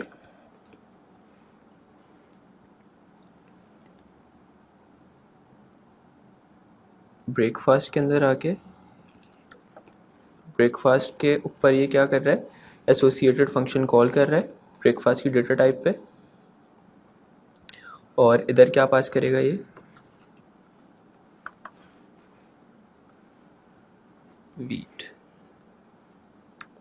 यानी जब ये लाइन एग्जीक्यूट होगी तो सबसे पहले फ्रंट हाउस में जाएगा। ये फ्रंट हाउस में जाने के बाद ये ब्रेकफास्ट जो हमारे पास डेटा टाइप है उसके पास जो एसोसिएटेड फंक्शन है उसमें जाएगा, और ये एसोसिएटेड फंक्शन एक डेटा एक्सपेक्ट कर रही है और वो डेटा है स्ट्रिंग टाइप का, और हम इसमें पास कर रहे हैं वीट, यानी जो हमारी ब्रेड की टाइप है वो है वीट। तो टोस्ट में क्या आ जाएगा यहाँ पे? वीट। हम इसको ऐसे भी लिख सकते हैं, यानी ये वाला टोस्ट क्या है? ये वाला टोस्ट वो है,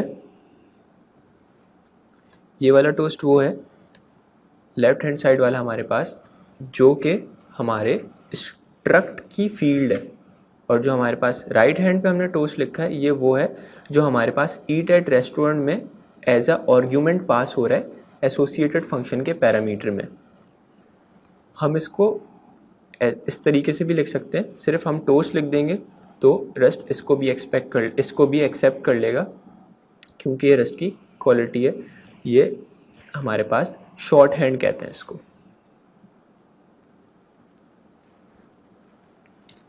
अब यहाँ पे आके हमने वीट कह दिया, अब हम क्या कर सकते हैं?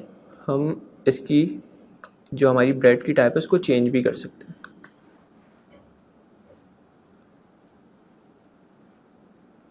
ब्रेड की टाइप चेंज करके हमने बार्ले लिख दिया।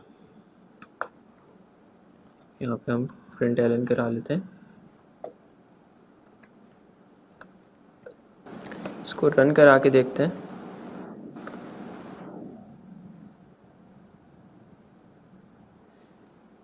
यहाँ पे हमें एरर दे रहा है मेथड न्यू इज प्राइवेट, तो हमें जाके इसको भी पब्लिक करना पड़ेगा।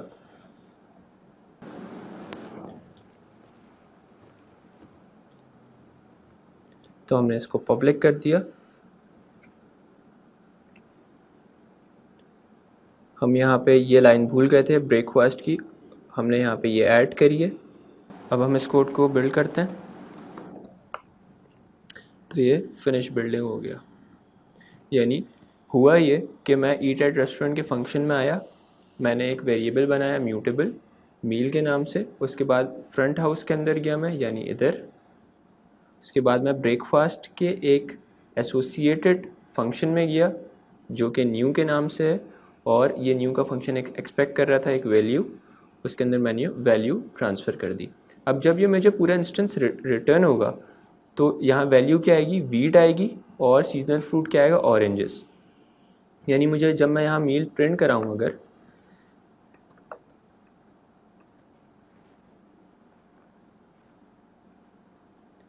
तो मुझे क्या मिलेगा?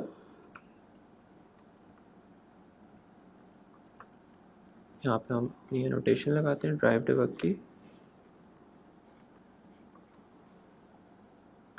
यहाँ पे मुझे मिलेगा टोस्ट के अंदर वीट और सीजनल फ्रूट के अंदर ऑरेंजेस। फिर मैंने क्या कहा? मैंने मील डॉट टोस्ट के अंदर क्या एंटर कर दिया है? मैंने एंटर कर दिया टोस्ट के अंदर बार्ले, लेकिन मेरा सीजनल फ्रूट अभी भी ऑरेंजेस ही है, क्योंकि इस पे मेरा अख्तियार नहीं है। अगर मैं चाहूँ मील डॉट सीजनल फ्रूट को चेंज करना, और यहाँ पे मैं पीछे कर दूँ, अब मैं इसको बिल्ड करूँ तो मुझे एरर देगा field seasonal fruit of struct front house colon colon breakfast is private. क्योंकि हमारी फील्ड प्राइवेट है इस वजह से ये हमारे पास एक्सेस नहीं हो सकती। जो हमारे पास पब्लिक फील्ड थी वो हम अपने ईट एट रेस्टोरेंट के फंक्शन में कॉल कर सकते थे आराम से। अब हम डिस्कस करेंगे पब्लिक कीवर्ड इनम्स पे। हमने जब पब्लिक कीवर्ड स्ट्रक्ट पे यूज़ किया तब हमने देखा कि हमने जो स्ट्रक्ट का कीवर्ड था उससे पहले पब्लिक लगाया। इससे हुआ क्या कि जितनी भी हमारे पास फील्ड्स थी वो पब्लिक नहीं हो गई, हमें स्पेसिफिकली हर फील्ड पे जाके बताना पड़ा कि कौन सी फील्ड हम पब्लिक रखना चाहते हैं, कौन सी फील्ड हम प्राइवेट रखना चाहते हैं। लेकिन enums में ऐसा नहीं है। enums में अगर हम enum के कीवर्ड से पहले पब्लिक लगा देंगे तो इसका मतलब ये कि उसके सारे वेरिएंट्स पब्लिक हो गए। तो इसको एग्जाम्पल में करके देखते हैं। मॉड्यूल लिखते हैं फ्रंट हाउस का। इस मॉड्यूल के अंदर हम एक enum बनाते हैं पब्लिक, और इसका नाम रखते हैं हम एपेटाइजर्स। बुक की एग्जांपल है ये भी, सूप और सैलड। ये हमारे पास इसके दो वेरिएंट्स हैं।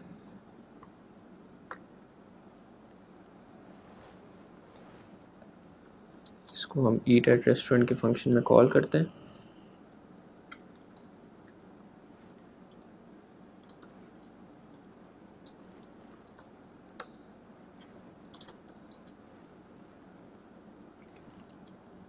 सबसे पहले हमें फ्रंट हाउस के अंदर जाना पड़ेगा, फिर हमें अपने enum के अंदर जाना पड़ेगा, फिर हम सूप तक अपना पार्ट डिक्लेयर करेंगे। इसके बाद मील 2 कर लेते हैं, इसको मील 1 कर लेते हैं। फ्रंट ऑफ हाउस में आएंगे, एपेटाइजर्स में जाएंगे और सैलड को कॉल कर लेंगे। इसको हम बिल्ड करके देखते हैं तो हमारे पास बिल्कुल सही बिल्ड हुआ है। जितनी भी वार्निंग्स आ रही हैं हम इसको इस तरीके से ख़त्म कर सकते हैं।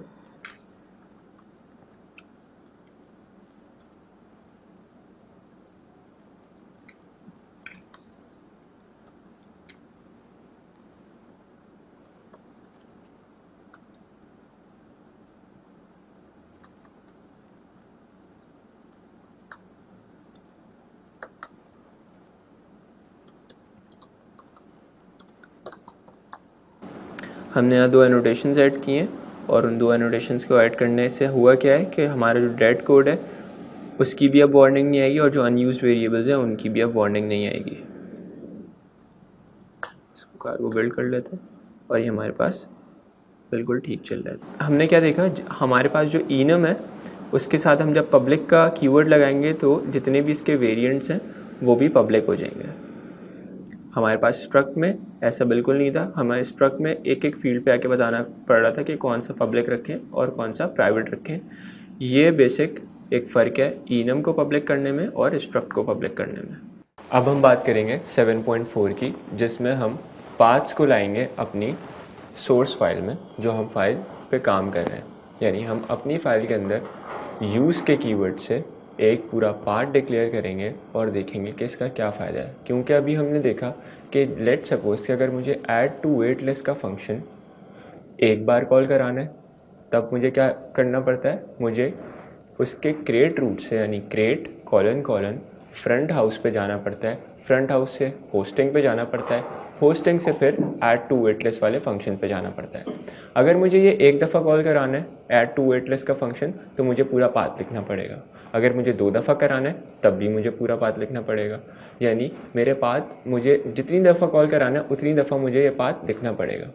लेट्स सपोज अगर मुझे 5 दफ़ा प्रिंट कराना है तो मैं 5 दफ़ा ये पूरा लंबा सा पाथ लिखूँगा, चाहे मेरे पास एब्सोल्यूट पाथ हो चाहे मेरे पास रिलेटिव पाथ हो। अगर मुझे लेट सपोज कि अगर मैं रिलेटिव पाथ से ऐड टू वेट लिस्ट का फंक्शन कॉल करवा रहा हूँ तो क्या करना पड़ेगा, front house colon colon hosting colon colon add to wait list. अगर मैं इसको एक दफ़ा करा रहा हूँ तब मैं इसको इस तरह लिखूँगा। अगर मैं 5 दफ़ा करा रहा हूँ तो ये लाइन मुझे 5 दफ़ा लिखनी पड़ेगी। तो क्यों ना कोई हमारे पास ऐसा प्रोसेस हो कि हम सिर्फ एक ही दफ़ा अपना जो है पाथ लिखें और फिर उस पाथ को शॉर्टली कन्वीनियंटली यूज़ कर सकें। तो अभी हम इसको कोड में देखेंगे और देखेंगे कि यूज़ कीवर्ड हमारी किस तरह हेल्प करता है पाथ्स को इस स्कोप में लाने के लिए। हमने जो एग्जांपल देखी वो बेसिक ये एग्जांपल थी हमारे पास। हम क्या कर रहे हैं कि ईट एट रेस्टोरेंट के फंक्शन में ऐड टू वेट लिस्ट का फंक्शन कॉल कर रहे हैं। तो यहाँ हम एब्सोल्यूट पाथ से कर रहे हैं और यहाँ हम रिलेटिव पाथ से कर रहे हैं। ये तो हमने सिर्फ एक दफ़ा कॉल करा है ऐड टू वेट लिस्ट का फंक्शन। अगर मुझे 2 दफ़ा कराना होता तो मैं क्या करता, इस लाइन को दोबारा लिखता। अगर मुझे रिलेटिव पाथ से दोबारा कॉल कराना पड़ता तो इस लाइन को मुझे दोबारा लिखना पड़ता। यानी मुझे जितनी दफ़ा भी अपना फंक्शन कॉल करवाना है उतनी दफ़ा मुझे उसका पूरा पार्ट डिक्लेयर करना पड़ता।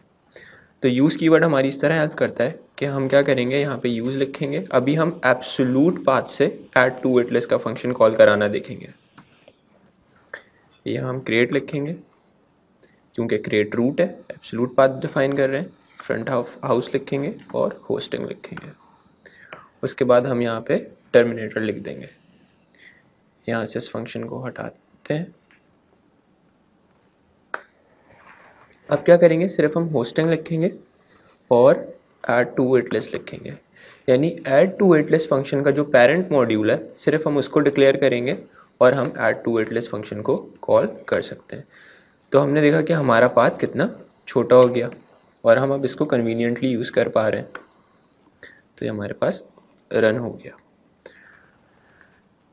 अगर यही काम हमें यूज़ कीवर्ड से यही काम हमें अगर रिलेटिव पाथ पे कराना पड़े तो रिलेटिव पाथ के लिए हम यहाँ यूज़ करेंगे सेल्फ का कीवर्ड। तो ये रिलेटिव पाथ बन गया। सेल्फ का कीवर्ड डेप्रीशिएट हो जाएगा क्योंकि रस्ट की ऑफिशियल डॉक्यूमेंटेशन में इसकी डिस्क्रिप्शन दी हुई है कि सेल्फ आहिस्ता आहिस्ता ऑब्सोलीट हो रहा है और रस्ट के डेवलपर्स इसको हटाने की कोशिश कर रहे हैं क्योंकि इसका एज सच कोई हमारे पास इतना बिग एडवांटेज नहीं है। तो हमने क्या देखा कि अब हमारा जो पाथ है कॉलिंग का वो शॉर्ट हो गया है। जो भी हमें फंक्शन कॉल करवाना है हम उसका सिर्फ पेरेंट मॉड्यूल लिख रहे हैं और पेरेंट मॉड्यूल लिखने के बाद हम उसको कॉल कर पा रहे हैं। और हमने यूज़ के कीवर्ड से अपनी पूरी हायरार्की डिफ़ाइन कर दी, यानी create colon colon front of house colon colon hosting. अब होस्टिंग के अंदर जितनी भी चीज़ें हैं वो मैं यूज़ कर सकता हूँ, hosting colon colon add to wait list. इस तरीके से अगर और भी फंक्शन है मेरे पास होस्टिंग के मॉड्यूल्स में तो मैं वो यूज़ कर सकता हूँ। शॉर्ट पाथ मेरे पास कन्वीनियंटली हमारे पास यूज़ हो सकता है बनिस्बत इसके कि हम इससे पहले बहुत लॉन्ग पाथ्स लिख रहे थे। अब यूज़ के कीवर्ड से हम शॉर्ट पाथ लिख सकते हैं। हम यहाँ ये भी कर सकते थे कि हम होस्टिंग के आगे colon colon add to wait list लिखते और डायरेक्ट यहाँ से होस्टिंग हटा देते और add to wait list call कर लेते। लेकिन ये तरीका सही नहीं है, ये करेक्ट तरीका नहीं है, ये अनइडियोमैटिक तरीका है। रस्ट की ऑफिशियल डॉक्यूमेंटेशन में इसको अनइडियोमैटिक बोला है, जिसका मतलब है ये इनकरेक्ट तरीका है। क्यों इनकरेक्ट तरीका है? क्योंकि मुझे पता ही नहीं है कि ऐड टू वेट लिस्ट किधर डिफाइन है, ऐड टू वेट लिस्ट का पेरेंट मॉड्यूल कहाँ है। जब मेरा प्रोग्राम बड़ा हो जाएगा तब मुझे नहीं पता चलेगा कि मेरा ऐड टू वेट लिस्ट किधर है। अभी तो एक फंक्शन है तो हम बता पा रहे हैं, अभी हमें दिख रहा है कि होस्टिंग के मॉड्यूल में। अगर हमारा प्रोग्राम बहुत बड़ा हो जाएगा तो उसके साथ हमें प्रीफिक्स यानी उसका पेरेंट मॉड्यूल भी पता होना चाहिए ताकि हमारे पास कोई एम्बिगिटी ना रहे और हमें डायरेक्टली पता हो कि ऐड टू वेट लिस्ट किधर है। इसको रन करके देख लेते हैं, दिस विल वर्क फाइन। और फिर हम अपनी एग्जाम्पल को दोबारा वैसे ही कर लेते हैं, इडियोमैटिक कर लेते हैं यानी करेक्ट कर लेते हैं। अब हमें क्लियरली पता है कि होस्टिंग के मॉड्यूल के अंदर ऐड टू वेट लिस्ट का मॉड्यूल है, ये ज़्यादा क्लियर है, ये ज़्यादा करेक्ट है। यहाँ पे कंक्लूड कर देते हैं कि हमने क्या करा कि यूज़ के कीवर्ड के थ्रू हम अपना पाथ अपने स्कोप में ले आए। स्कोप में लाने की वजह से हम उसको ईट एट रेस्टोरेंट के फंक्शन में यूज़ कर सकते हैं। जो ईट एट रेस्टोरेंट का स्कोप है वही हमारे पास पाथ का भी स्कोप है। स्ट्रक्ट्स और इनम्स को स्कोप में लाने के लिए जब हम पार्ट डिस्क्राइब करते हैं तो हम फुल पार्ट डिस्क्राइब करते हैं। ये इसका इडियोमैटिक तरीका है, यानी ये इसका करेक्ट तरीका है। हमने फंक्शन कॉलिंग में क्या देखा था, हम फंक्शन कॉलिंग में फुल पार्ट डिस्क्राइब नहीं कर रहे थे फंक्शन तक का, हम सिर्फ फंक्शन के पेरेंट मॉड्यूल तक का पार्ट डिफाइन कर रहे थे ताकि हमें क्लियर हो सके कि इस फंक्शन का पेरेंट मॉड्यूल क्या है। लेकिन इन कॉन्ट्रास्ट स्ट्रक्ट और इनम में क्या होता है, स्ट्रक्ट और इनम में ये इडियोमैटिक तरीका है, करेक्ट तरीका है रेस्ट डेवलपर्स के जो हमारे पास कम्युनिटी बनी हुई है कि हम जब भी कोई स्ट्रक्ट या इनम का पार्ट स्कोप में लेकर आ रहे होंगे तो उसका पूरा पार्ट डिफाइन करेंगे, यानी उसके क्रिएट रूट से उसके नेम तक, उसके टाइप तक। तो अब हम यूज़ करते हैं हैश मैप का एक स्ट्रक्ट अपनी एग्जाम्पल में और इसको देखते हैं। हैश मैप का स्ट्रक्ट लाया करता है हमारे पास स्टैंडर्ड लाइब्रेरी में जो कि रस्ट के साथ बिल्ट इंस्टॉल होती है कलेक्शंस के अंदर, और यहाँ पे हमारे पास होता है हैश मैप। मेन बना लेते हैं अपना, एक म्यूटेबल वेरिएबल बनाते हैं। अभी हम हैश मैप की डिटेल में नहीं जाएंगे, ये हम चैप्टर 8 में इन डिटेल डिस्कस करेंगे कि हैश मैप क्या है। हैश मैप सिर्फ एक, लेट सपोज एक, अभी मैं सिर्फ ये बता रहा हूँ कि hash map it is a list जो एक हमारे पास डिक्शनरी को पोर्ट्रे करती है। हम कॉन्टेक्स्ट लिख लेते हैं यहाँ पे, और यहाँ पे हैश मैप के साथ एक एसोसिएटेड फंक्शन है वो कर लेते हैं, यानी हमने एक हैश मैप का ऑब्जेक्ट बना लिया। उस ऑब्जेक्ट में हम इंसर्ट कर देते हैं 1, यानी दिस इज की and this is it's value.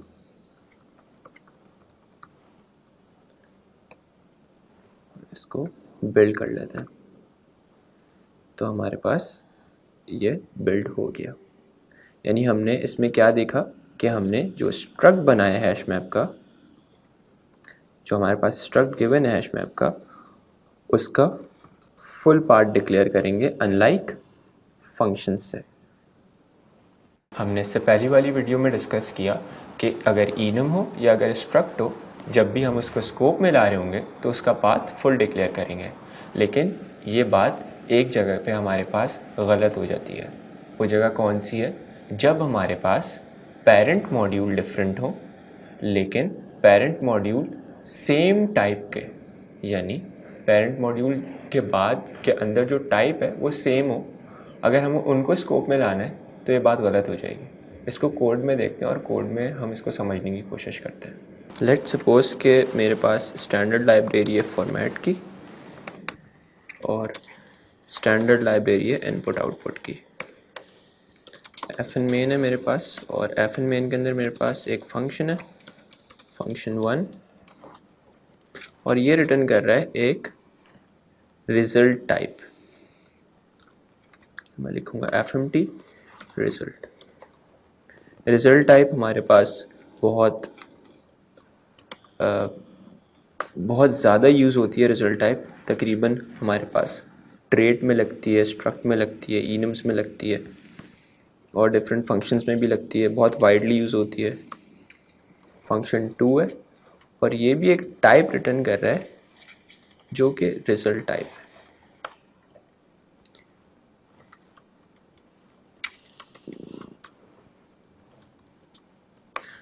अभी हम इस सिंटैक्स से वाकिफ़ नहीं है तो हम इसकी डिटेल में नहीं जाएंगे। सिर्फ हमें ये देखना है कि हमारे पास दोनों फंक्शन सेम टाइप रिटर्न कर रहे हैं, लेकिन क्योंकि इनका पेरेंट मॉड्यूल अलग है तो रस्ट एम्बिगिटी में नहीं आएगा। अगर हम इसको ऐसा कर देते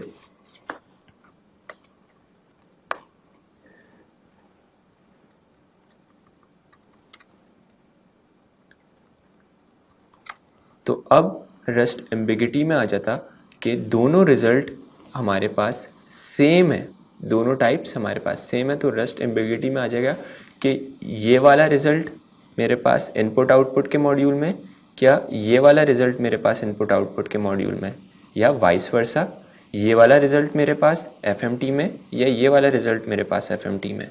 तो हमेशा जब भी हमारे पास सेम टाइप होगी तो हम उसके पेरेंट मॉड्यूल तक पार्ट डिफाइन करेंगे, उस टाइप तक पार्ट डिफाइन नहीं करेंगे ताकि रस्ट एम्बिगिटी में ना आए। इसको दोबारा करेक्ट कर लेते हैं हम अपनी एग्जाम्पल को। हमने जो पिछली एग्जाम्पल देखी उसका ही एक और नया वर्जन देखते हैं जिसमें हम एलियासिंग करेंगे टाइप की। तो आइए चलते हैं कोड में।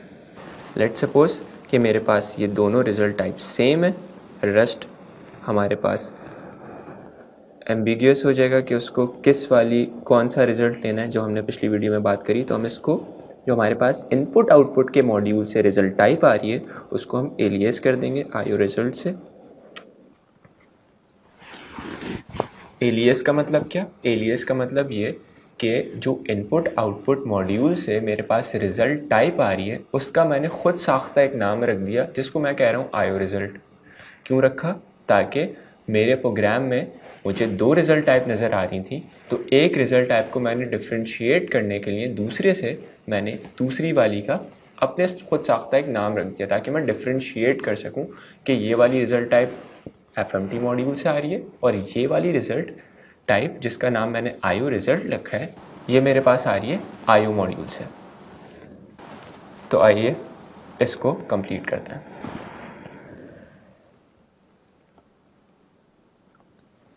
जो हमारे पास फंक्शन 2 था वो IO मॉड्यूल के अंदर से हमारे पास रिज़ल्ट टाइप दे रहा था, तो हमने इसका नाम क्या एलियस कर दिया, इसका नाम हमने एलियस कर दिया IO रिज़ल्ट। IO रिज़ल्ट की जगह इसका नाम कुछ भी एलियस कर सकते थे, XYZ ABC, लेकिन क्योंकि हमें मीनिंगफुल नाम एलियस करना होता है इसलिए हमने IO रिज़ल्ट रखा है, यानी IO is the module end result is the type which IO is given. अब देखेंगे हम री एक्सपोर्टिंग का कॉन्सेप्ट। हमने इससे पिछली एग्जाम्पल जो की थी उसी के कॉन्टेक्स्ट में, तो आइए चलते हैं कोड पे। ये हमारी पिछली एग्जाम्पल, हमने इधर क्या किया है कि होस्टिंग का मॉड्यूल हम स्कोप में लिया है। अभी ये होस्टिंग का मॉड्यूल इसी पर्टिकुलर फाइल की स्कोप में, अगर हम इसको पब्लिक कर देंगे तो हम इसको किसी और फाइल में भी यूज़ कर सकते हैं। यहाँ पे जाके हम अपनी एक फ़ाइल बनाते हैं main.rs की, और यहाँ पे लिखते हैं यूज़ हमारे प्रोजेक्ट का नाम, यानी हमारे क्रिएट रूट का नाम, और क्रिएट रूट के नाम के बाद हम क्या लिखेंगे, होस्टिंग। फिर मेन के अंदर आएंगे hosting colon colon to wait list.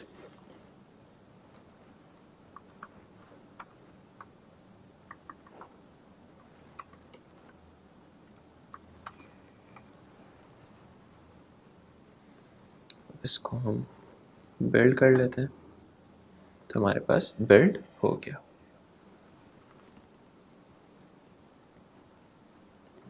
तो हमने क्या देखा, हमने ये देखा कि हमने जब यूज़ के कीवर्ड के साथ अपना पाथ एक पर्टिकुलर फाइल में स्कोप में लाए थे, अब उस पर्टिकुलर जो हमारे पास पूरा पाथ है उसको अगर हमें किसी और फाइल में यूज़ करना हो तो हम यूज़ के कीवर्ड से पहले पब्लिक का कीवर्ड यानी पब का कीवर्ड लगा देंगे, ताकि हम इसी पूरे पाथ को और डिफरेंट फाइल्स में यूज़ कर सकें। अब हम देखेंगे कि हम अपने स्कोप में डिफरेंट एक्सटर्नल पैकेजेस किस तरीके से अपने स्कोप में ला सकते हैं। तो हमने पहले डिस्कस किया था कि एक हमारे पास रस्ट की रजिस्ट्री है जिसको हम कहते हैं crates.io, उस पर जाके हम सर्च करते हैं क्रेट को और उस क्रेट को अपने प्रोजेक्ट में यूज़ करके देखते हैं। हमारे पास crates.io खुल गया। यहाँ पे हम मोस्ट डाउनलोडेड क्रेट में जाते हैं जो कि रैंडम का क्रेट है। ये हमारे पास एक रैंडम नंबर जनरेट करता है, इसकी पूरी डॉक्यूमेंटेशन यहाँ अवेलेबल है। हम सबसे पहले ये अपनी cargo.toml की फ़ाइल में जाके इनपुट कर देंगे डिपेंडेंसीज़ के नीचे।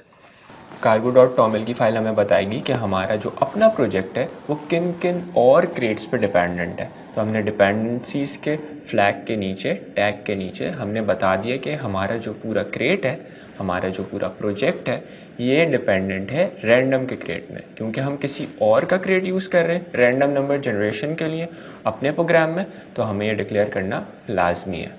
तो आइए अब इस क्रेट को हम यूज़ करते हैं अपनी lib.rs में।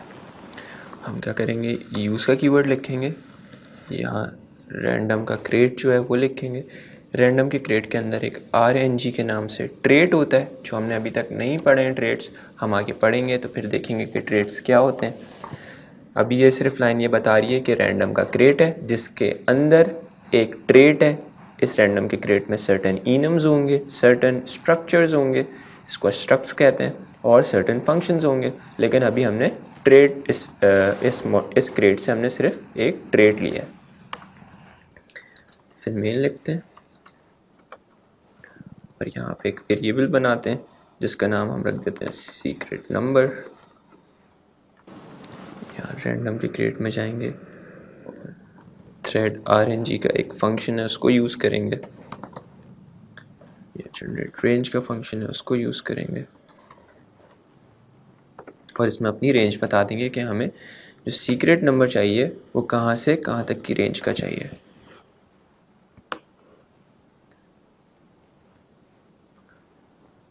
इसको प्रिंट करा देंगे।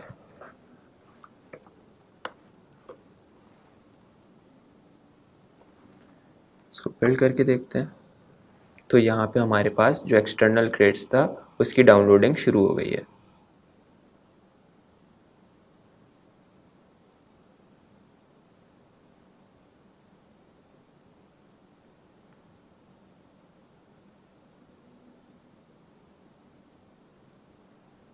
This will take some time और हमारे पास ये चल गया है।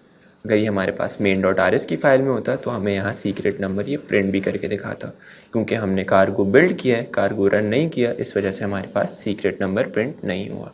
हमारे पास सिर्फ इसको समझने का मकसद यहाँ ये है कि हम इस एक्सटर्नल क्रेट्स भी यूज़ कर सकते हैं विद यूज़ कीवर्ड, और उसको हम अपने cargo.toml की फ़ाइल में यहाँ पे बताएंगे और फिर हम उसको अपनी जो फाइल है उसके अंदर यूज़ के कीवर्ड से यूज़ कर सकते हैं।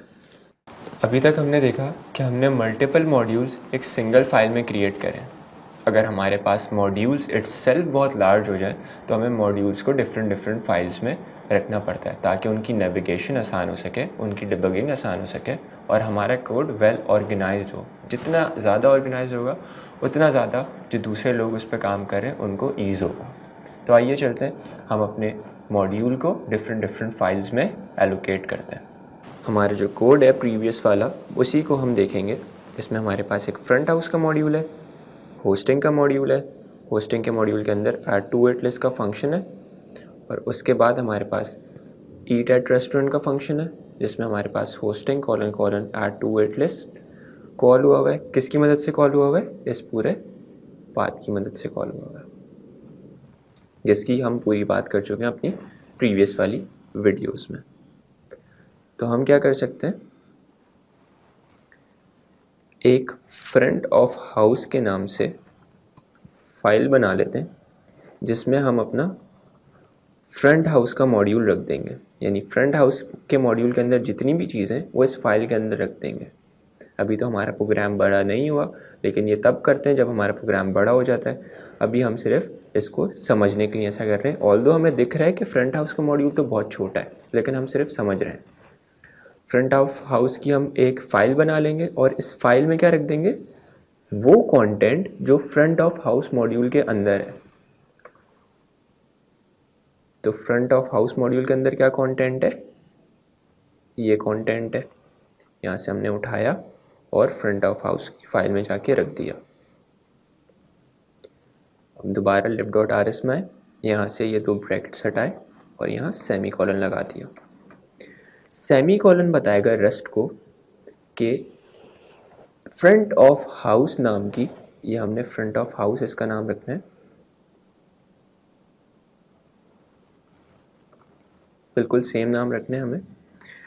ये टर्मिनेटर बताएगा रस्ट को कि इस मॉड्यूल का कंटेंट लोड कर दो किसी दूसरी फाइल से जिसका नाम है सेम हो इस मॉड्यूल से। यानी इस मॉड्यूल का जो भी नाम है उस मॉड्यूल के नाम के सिमिलर एक फ़ाइल ढूंढो, यानी ये फाइल, और इस फाइल के अंदर जो भी कंटेंट है वो यहाँ लोड कर दो। यानी यहाँ क्या लोड होगा,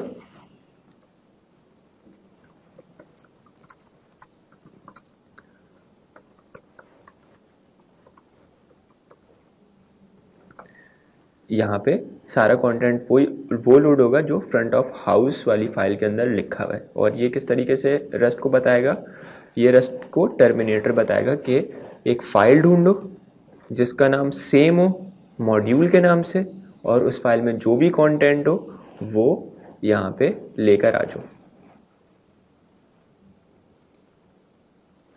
तो हमने क्या देखा, हमने देखा कि फ्रंट ऑफ हाउस के अंदर जितना भी हमारे पास कंटेंट था वो हमने एक फ़ाइल में रख दिया ताकि हमारा कोड ऑर्गेनाइज हो जाए। अब ये फ़ाइल आपको दिख रहा है कि छोटी हो गई है कंपैरेटिवली पहली फ़ाइल से।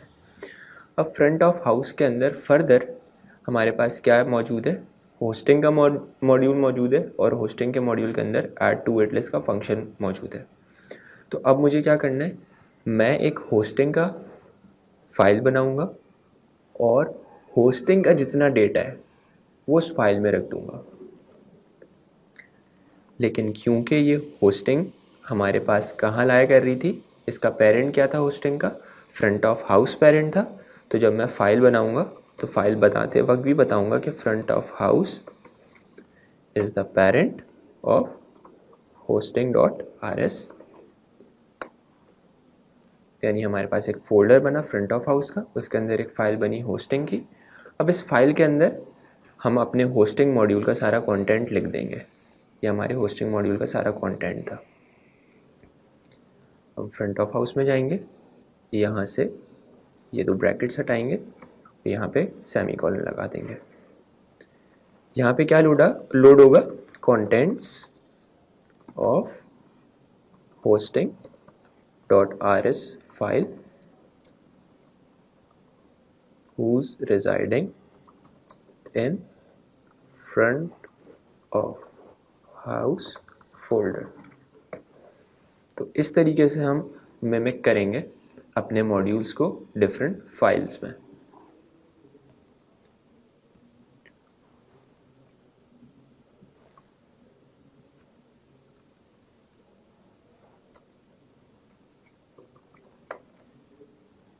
हमने कहा वो बिल्ड लिखा तो हमारा प्रोग्राम यहाँ पे फिनिश्ड हो गया, कंपाइलेशन हमारे पास सक्सेस हो गई।